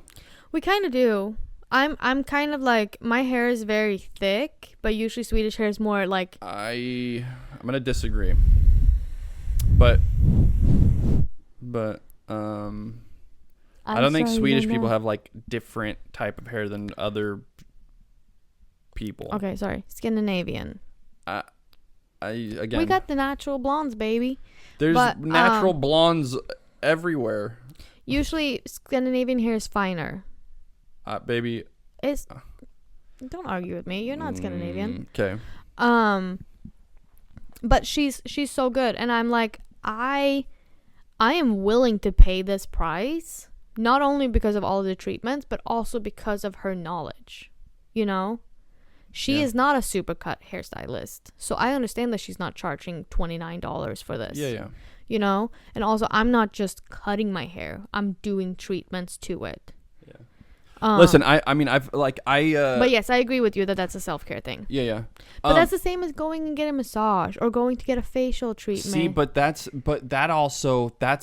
the reason why we don't do that all the time is because it's so expensive. I know, but that's also a part of self-care. But that all intertwines with your body functioning properly. Yeah. When you get a full body massage, you're releasing toxins in your muscles and it's dispersing it. That's why sweating every day is so important, because our skin is literally an organ, and everything you're consuming has microplastics in it, has all these fucked up chemicals and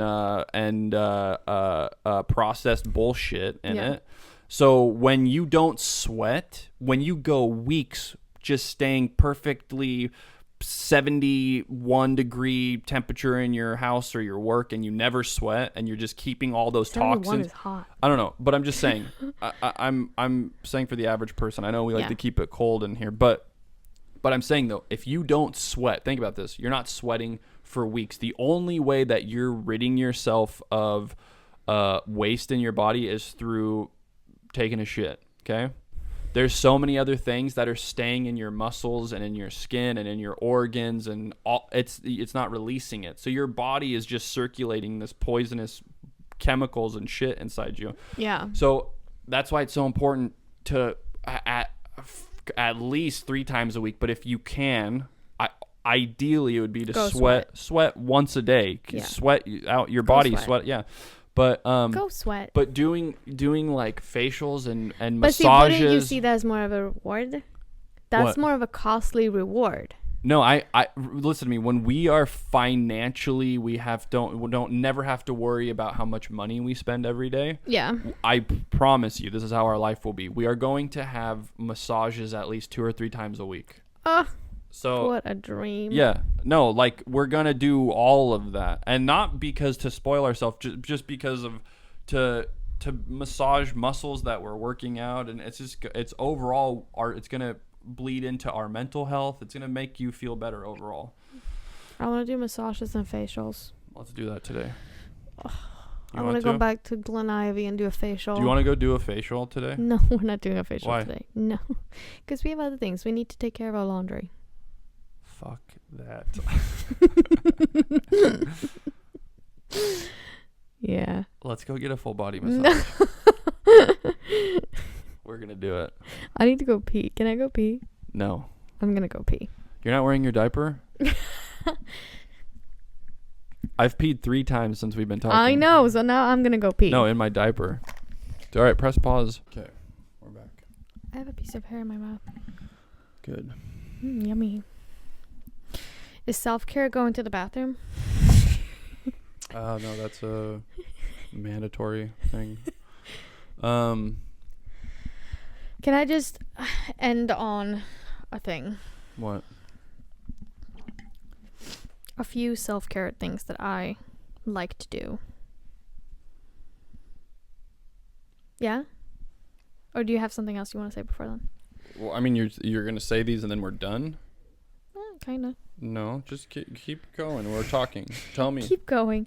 I think a big self-care thing for me is being out in nature. Like going to the park or going on a hike and just like being surrounded by nature. That's a big like self-care for me. I think that's a mandatory thing for as living biological people. Self-care for me. Okay. Well, hold on. Can we before you do the next thing? Let's pick. I just hold on. You want to piggyback everything? It's so unnatural the way that we live. Like all of the stuff we're surrounded by right now, and like living in a big city. Like we always wear we're always wearing shoes. Like there's like a real thing to like you get an electrical charge from Earth when you go barefoot outside. Like there's a real science. There's a real science behind that. Mm-hmm. And I think the further as a species we get away from nature, it's like that's why I feel like we start getting all of these weird like mental, like I mean, like anxiety and depression and all this stuff is so amplified because we're so connected on our phones and TVs, and it's just not natural for like the human brain. Like it is really unnatural. So when you're saying, oh, I feel so like, of course you feel great when we're out on a hike and in nature and we're breathing fresh air and we're around trees and all this stuff and we're getting vitamin D from the sun. There's a reason why you feel amazing, is because it's like that's our natural environment, you know? I know.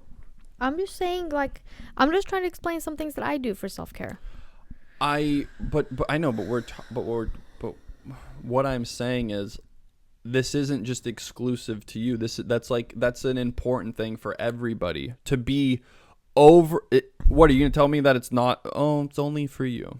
No, I was gonna say, of course, it's not exclusive for me. Okay, so but this is just things that I consider, like, if I feel really low, these are just things that I would do as self-care. And I am saying that there's a lot of people that don't think going outside or going on a hike or just go sitting out in nature. I'm not talking about those people. I'm trying to talk about me. That's fine. Let me talk about me for a second. You can talk about you. I'm just saying in general. Okay, but fuck those people. What are you talking about? This is a podcast. We're talking. I'm trying to tell you what my self-care things are, and you're trying to talk about everybody else now.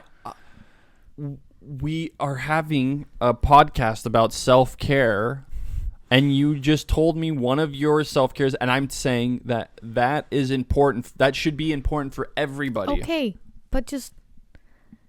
She wants me not to say anything. Okay. No. I'm just trying to explain something from me, and you're just being like, okay, yeah, but everybody else. This is something everybody else. Just... If you wouldn't have just lost it right there, then we... What did I lose? Well, no, but you want me not to say anything. I'm not saying don't say anything, but I thought you were gonna like comment about that, like how you relate to it or something else. Not just, we've been sitting for the last hour and a half talking about the importance of exercising and the importance that everybody needs to consider into self-care. Right now, I'm trying to talk about me and what I think self-care is, and then if someone wants to relate to that, I'm being like, yeah, that's also a form of self-care that I love exercising, doing, like being out in nature. And I commented off what you just said, and I said that is an important thing as the human species. Mm-hmm. That's an important thing that we all should be prioritizing, going outside and getting fresh air and being around trees. You know that plants, they are what create oxygen on our planet. Yes, I know that. So being around those, that's why they're saying you also know being around the color green makes you calm. I mean, I don't know. I'd have to see the studies on that. But you're so silly. but listen, all I was saying was, because you're telling me right now that, oh, like going outside and going on hikes, and I'm literally, this whole time I've been saying how important it is to get vitamin D and exercise. But anyways, you're arguing the same thing. I'm not arguing you, baby. It was a comment that I had relating to your first self-care, and you got mad that I started talking. Okay, go on. I didn't get mad that you started talking. Go to the second one. What's your second one? I like going in stores and feeling clothes. Okay, that's, to me, is not self-care. That's fine. To me is spending money. No, I'm not saying buying clothes. I'm saying literally I'm collecting. For me, self-care is a lot about collecting inspiration. Okay. Proceed. Like scrolling on Pinterest, going into stores and seeing what's in stores, seeing new silhouettes, seeing new fabrics, seeing new colors, seeing new like trims and details. That's self-care for me, because that makes me happy. That makes me inspired. That makes me feel creative. Okay. Hold on. Can I piggyback on that now? That's really important for everybody to feel inspired. Well, no, but this piggybacks on having like a hobby. No, not having a hobby. Interest? Having a life? No. That all circles back to like your why can't I think of the word?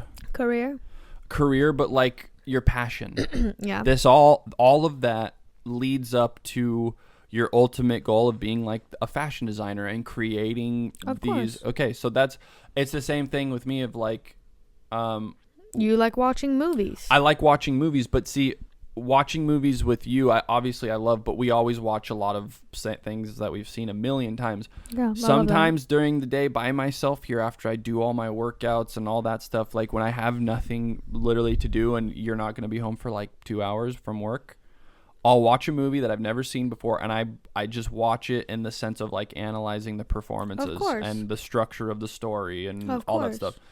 So, and I like analyzing film. And sometimes you just watch it because you want to see the actor, how he performs in that movie. Yeah. I like you want to watch the director's work, or you want to do. But so some people would look at that as like, oh, he's being a lazy piece of shit. But that's what I'm saying. Like, self-care is different from everybody but I understand that exercising and dieting and keeping your body and everything like that in shape of like being healthy should be a priority for everybody. Okay. Mm-hmm. We both have established that. You have a self-care of watching movies. But it leads to an ultimate goal, just like yours. Yes. But that's still self-care. Okay, but again, though, it leads to a passion of yours. I don't know what you're arguing. I'm just saying. I'm literally saying that we're on the same page, yes, and you keep saying. I'm not arguing with you. I'm just saying. I'm saying though that you going into a store. You're like wants to have the last word. I'm just saying you go into a store and you're touching fabrics and you're looking at Pinterest to get inspiration. That is all towards a passion that you have. Of course, okay. I never said anything differently. Okay, so now about what if somebody has a self-care thing of like their self-care is I'm trying to think of like something that's bad but like doesn't ultimately lead to a passion, like their ultimate, like what is like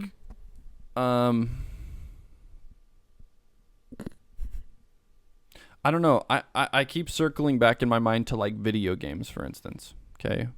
Mm-hmm. Now, well, I mean, say self-care is like, oh, coming home from work and having a drink. Like, oh, I deserve this drink. This is self-care for me because I have been working so hard. Mm-hmm. That doesn't lead to a goal. That doesn't lead towards feeling better within yourself. Maybe you're feeling better for the moment, but you're ultimately going to feel worse. Like, that's not self-care. I mean, if you have one drink, you're probably ultimately not going to feel worse immediately. Like, you're not going to have hungover. No, but I'm saying if you're doing that every day. If you do that for 25 years, it's going to, there's going to be. But someone could maybe consider that self-care, and they're like, oh, I deserve this. I deserve this glass of wine, blah, blah, blah. But then it's like you're doing something that ultimately is harming your body. Yeah, And I'm not saying, oh, don't drink wine. Of course you can drink wine. Of course you can splurge in the moment from time to time. Order that dessert at dinner out. Like, that's fine. But just like... I think like there's such a big importance of like, okay, yeah, you want to enjoy life. You want to have good food. It's nice to have a drink every once in a while. I wish I could in a responsible manner. But I think just like just having a well-rounded life and I don't even know what the fuck I'm saying anymore. Well, you kind of have been repeating a lot of the same things over and over. How about you zip it, lady? Okay, let me just say, I like taking longer showers. And I shower very hot. If I feel like I need like a self-care shower, like I come home from work and I feel gross and I just feel like I need a reset, I'm showering extremely, extremely hot. And maybe that's not good for the body. No. Stop. But I really like doing But this goes back to, so you're saying you're looking at taking a hot shower. You're like, okay, that's not just your little mental self-care thing that you think, but there's actual health benefits to taking a hot shower. Just like but I'm just saying though, sauning. Why are you saying this like you're mad at me? Because it's like it's taking a hot shower. You're breathing in steam. That's good for your lungs. Baby, I know. You're opening up your pores. It's not just like a feel good thing. Like it's actually beneficial for you. None of these things are just me exclusively. I'm just reinforcing you that the things you are saying that are self-care are actually beneficial for your body. Baby, quit. You're like arguing. I'm not arguing. I'm just everything. I am trying to tell you that there are health benefits to taking a hot shower. I know. So give me one self-care thing that isn't piggybacking off of everything I've been saying this whole time. You're piggybacking off everything I'm saying. Your health and your nutrition are the key to having a well-balanced life. Choke me with this microphone. Okay. What? I don't understand. You get so passionate. I'm sorry. About a healthy lifestyle. Because I constantly argue with my mom and dad every day. But we're not arguing. No, no, I'm not arguing with you. You're treating this discussion like we're arguing and like I don't agree with you and that you need to win this point. No. That's not the case here. I'm just passionate about what I'm saying and I don't want anyone to cut me off and I want them to all hear what I'm saying. Okay, but listen. We're not arguing right now. I know. Okay. Shh. Don't shush me. Shh. Let me say, I mentioned 3 things that are my self-care things. And every time I say one thing, you have been arguing against it. How you're not alone in doing this. This is good for other reasons. This is blah, blah, blah. Just say, okay, baby, that's good. That's not how a podcast works. No. We're having a discussion. No, we're not. We're not having Yes, we are. We're having a discussion about self-care. But you don't have to comment on my self-care because those are my private things. I know they're good. Otherwise, I wouldn't be doing them and calling them self-care. But you're trying to explain to me why they're good. I already know why they're good. I already know taking a hot shower is good for you because you get clean, you get breathe in steam, you get blah, blah, blah, blah, blah. You open your pores.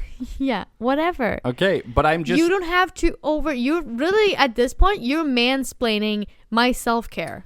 Okay, but we also have an audience of people that are listening to this podcast. So you saying this and I'm just reinforcing because how you've said this whole time been talking about how fitness and eating well is all very important, and I'm saying that your self-care routines that you're saying that those are so beneficial for not just what you're like. I go take a really hot shower and do a full body shave, and but guess what? That is also really beneficial for your health, is to taking a really hot shower and breathing. I know. Okay, well, maybe the audience doesn't know. Maybe the audience thinks, I don't take really hot showers. I don't know. We're on a podcast and we're talking, and you're getting mad if I talk back to things that you say. I'm not getting mad at you talking back, but I feel like you're talking to me like I'm stupid.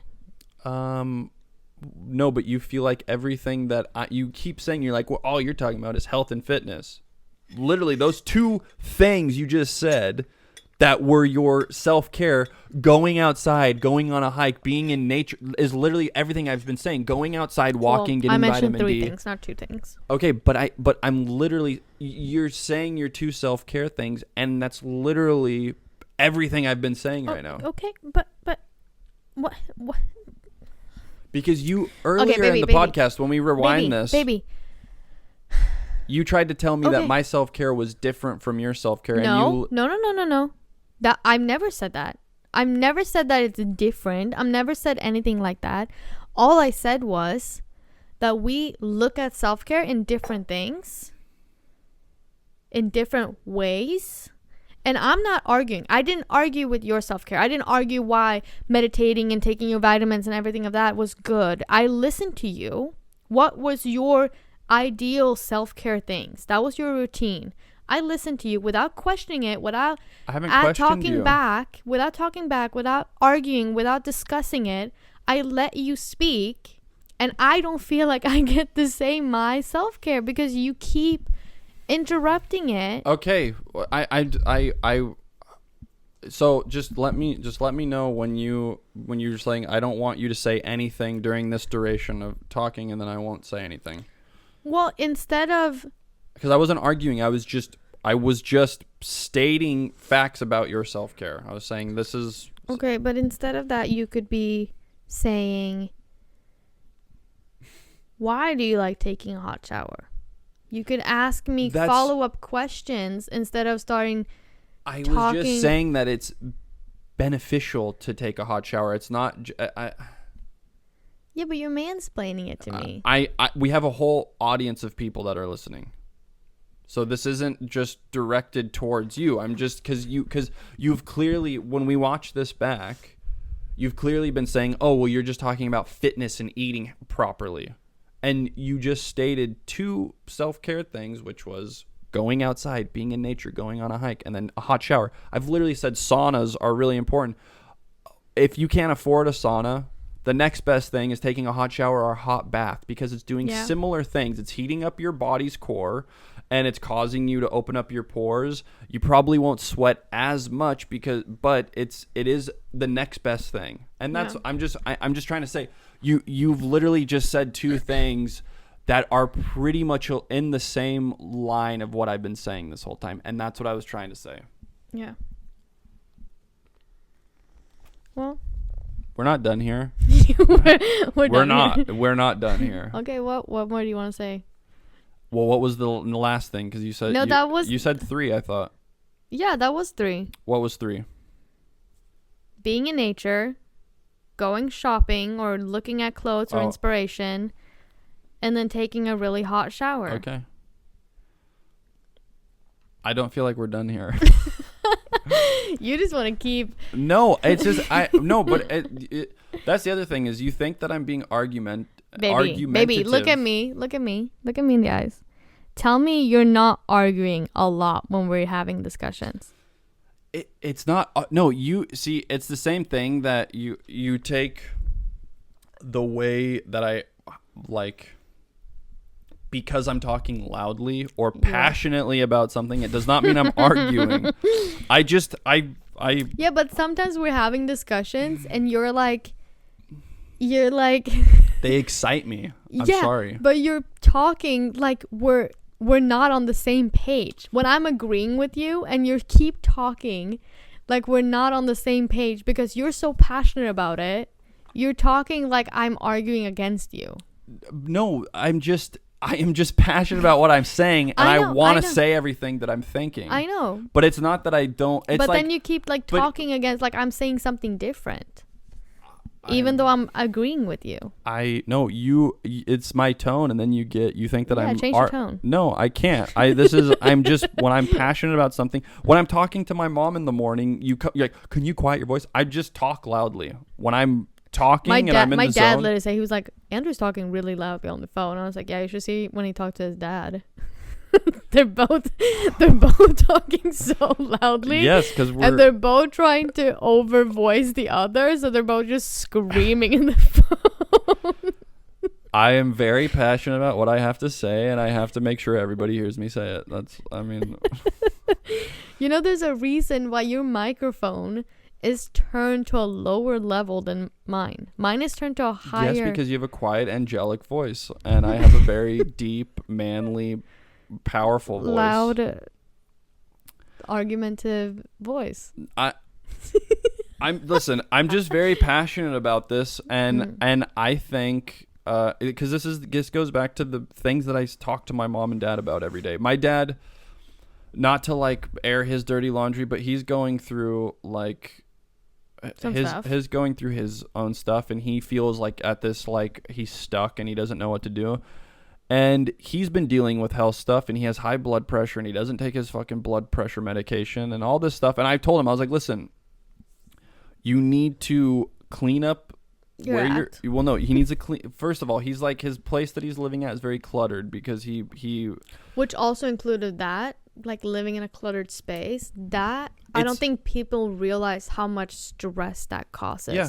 it's a direct reflection of the clutter in your mind. Yeah. If you live in a cluttered home and you're living on top of stuff and it's just very messy and filthy, that's your mind is like not that. Just messy, like dirty because you're not cleaning, but also just like cluttered, disorganized. Yeah, I mean, like the saying, like cleanliness is next to godliness. That's it. Really, like if you have a clean home and it's just. It makes it your mental clarity is like 100 times better. But that's for me personally. I feel like I agree with you. Yeah, but like so my dad's place is very cluttered and he's like, I don't know what to do. I was like, first you need to fucking clean your place up. You need to clean it up. You need to get rid of some shit. You need to clean your place up, and then you need to take into account like your health. Like you need to start eating better, you need to quit drinking as much, and you need to start working out. And he acts like his life is he's like I'm 59 years old, like it's all downhill from here. I'm like, Dad, I was like 59 is not old anymore. No. With all of the advancements we have 59 is not old at all. And all the advancements we have in technology and like medicine, it's like 59 is not old.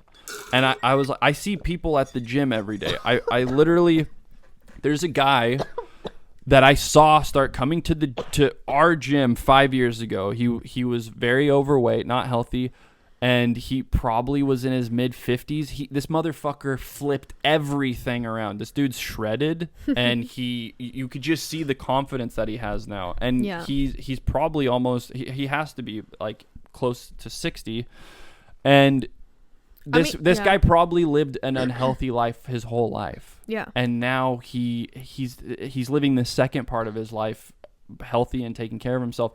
And I'm just saying, like, I constantly am telling my dad he's saying he doesn't know what to do, and I'm giving him two things: clean up your fucking house, start eating better, and start working out. Those are just two things that you should start focusing on. What 3 things?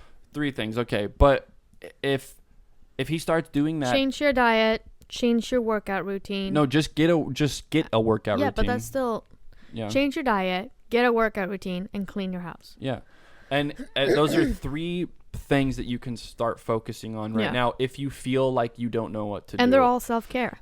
Yes, it is all self-care. And when people see, if you feel lost or confused and you don't know what to do, those are 3 things that you can give yourself that will instantly your life will get better. Yeah. It's will. The same thing with people being like, oh, I can't find love, I can't find this and that, I can't find this, I feel so alone, I don't have a partner. And it's like, if you focus on yourself for 6 months, you're gonna find so many people are going to be drawn to you because you have figured out a way to live your best life. Yeah. And that's so attractive.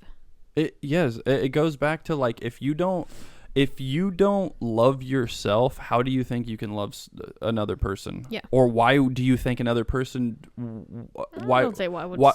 No, I'm serious. Like if you don't love and respect yourself, how do you think someone is going to love you? Yeah.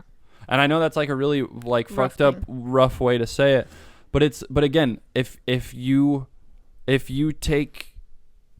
genuinely like if you take care of yourself and just start focusing on yourself and start doing self-care, all of that follows suit. Like you'll be outside walking and you could meet somebody. You'll be at the gym and it'll be like a domino effect. Yeah, like you could be at the gym and you can meet somebody. It's just there'd be so many opportunities for you to meet somebody when you're just trying to take care of yourself and love yourself and better yourself.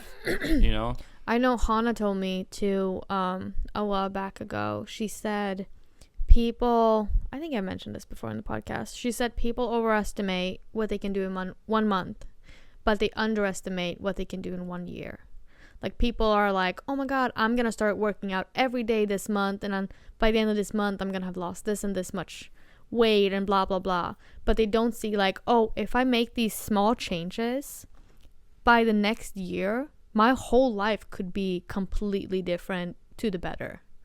Because people underestimate how much they can do in 1 year. Yeah. but they overestimate usually what they can do in 1 month. You know, they put everything that they can do in 1 year, they try to squeeze into 1 month, and then they just get tired of it because they don't see the result they want, and then they give up on it, rather than putting small goals and doing that consistently for 1 year. But do you have anything else to end on? Well, I don't want to end. I'm enjoying our conversation. I know, but I kind of want to I need to pee again. You just peed. And this episode is 2.5 hours right now. God damn it. I don't feel like I don't even think you want to talk about aliens.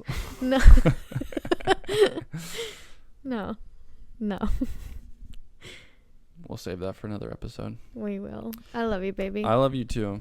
I really think that you and I we both understand the importance of prioritizing self-care, and we understand the importance of taking care of our body, which I think at the end of the day is the most important thing. It's like knowing what your body needs, knowing the reason why your body needs it, knowing why it's important to work out, why it's important to eat healthy, and doing all of these things, spending time with the people you love, you know, all of those kind of things, doing your favorite hobbies and stuff like that.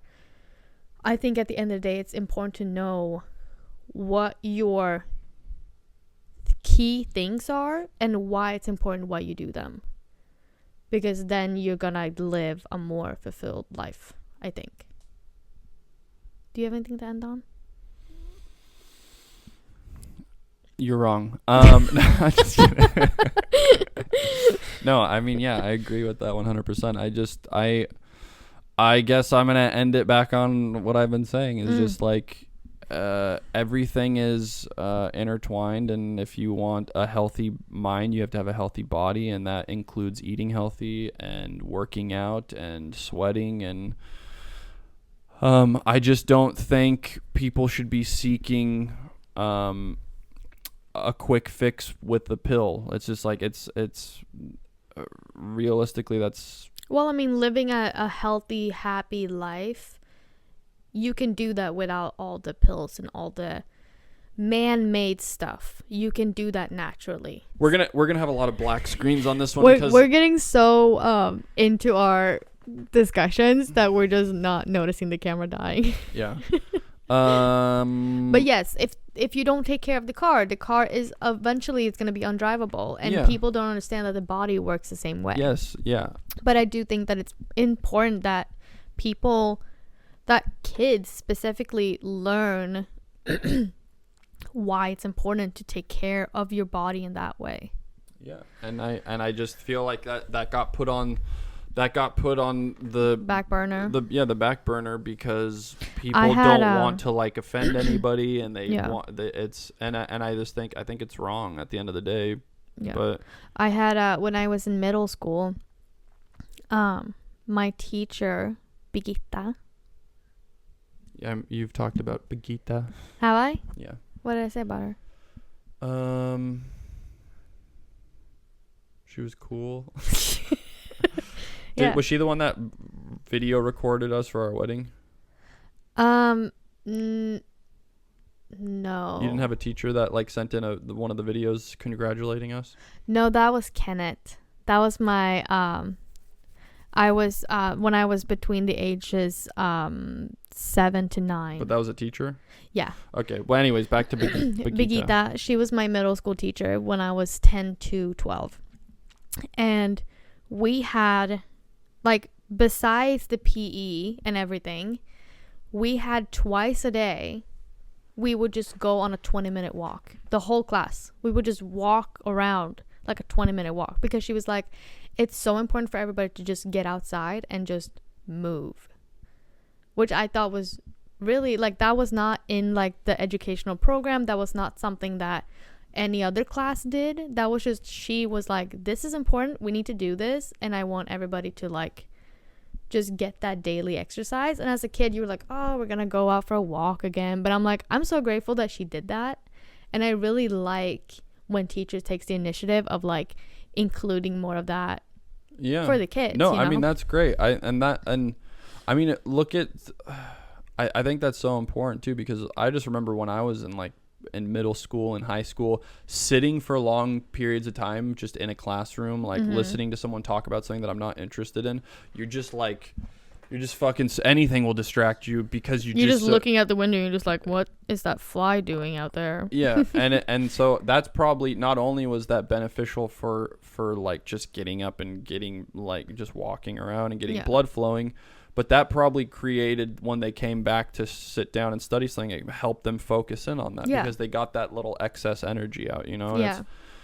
But yeah, I mean, and that was like, we still had recess, we still have PE, we still have all of those things, but just that little extra twice a day, you know, going on a walk, it was just really nice that she included that, and I really appreciate that. Yeah.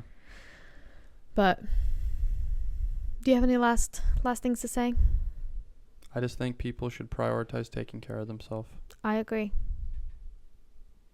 Because we're all going to be dead one day. I really want people to comment below you guys' different types of self-care that you like to do. And to make Andrew happy, please include some physical activity.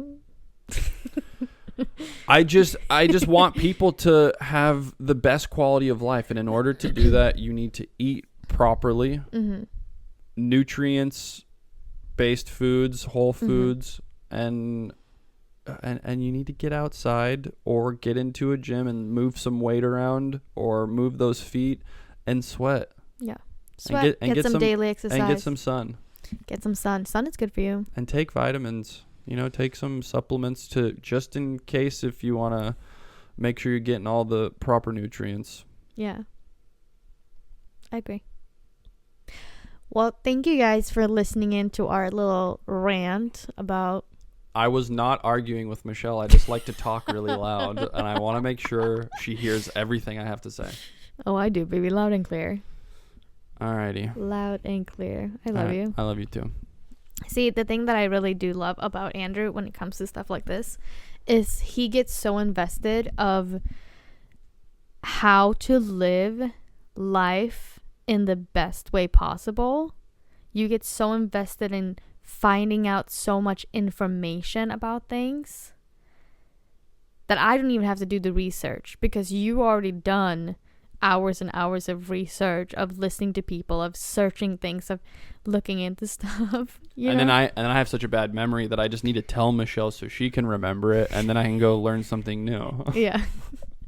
But no, it's really resourceful to have a partner who gets super deep dive into certain amount of things.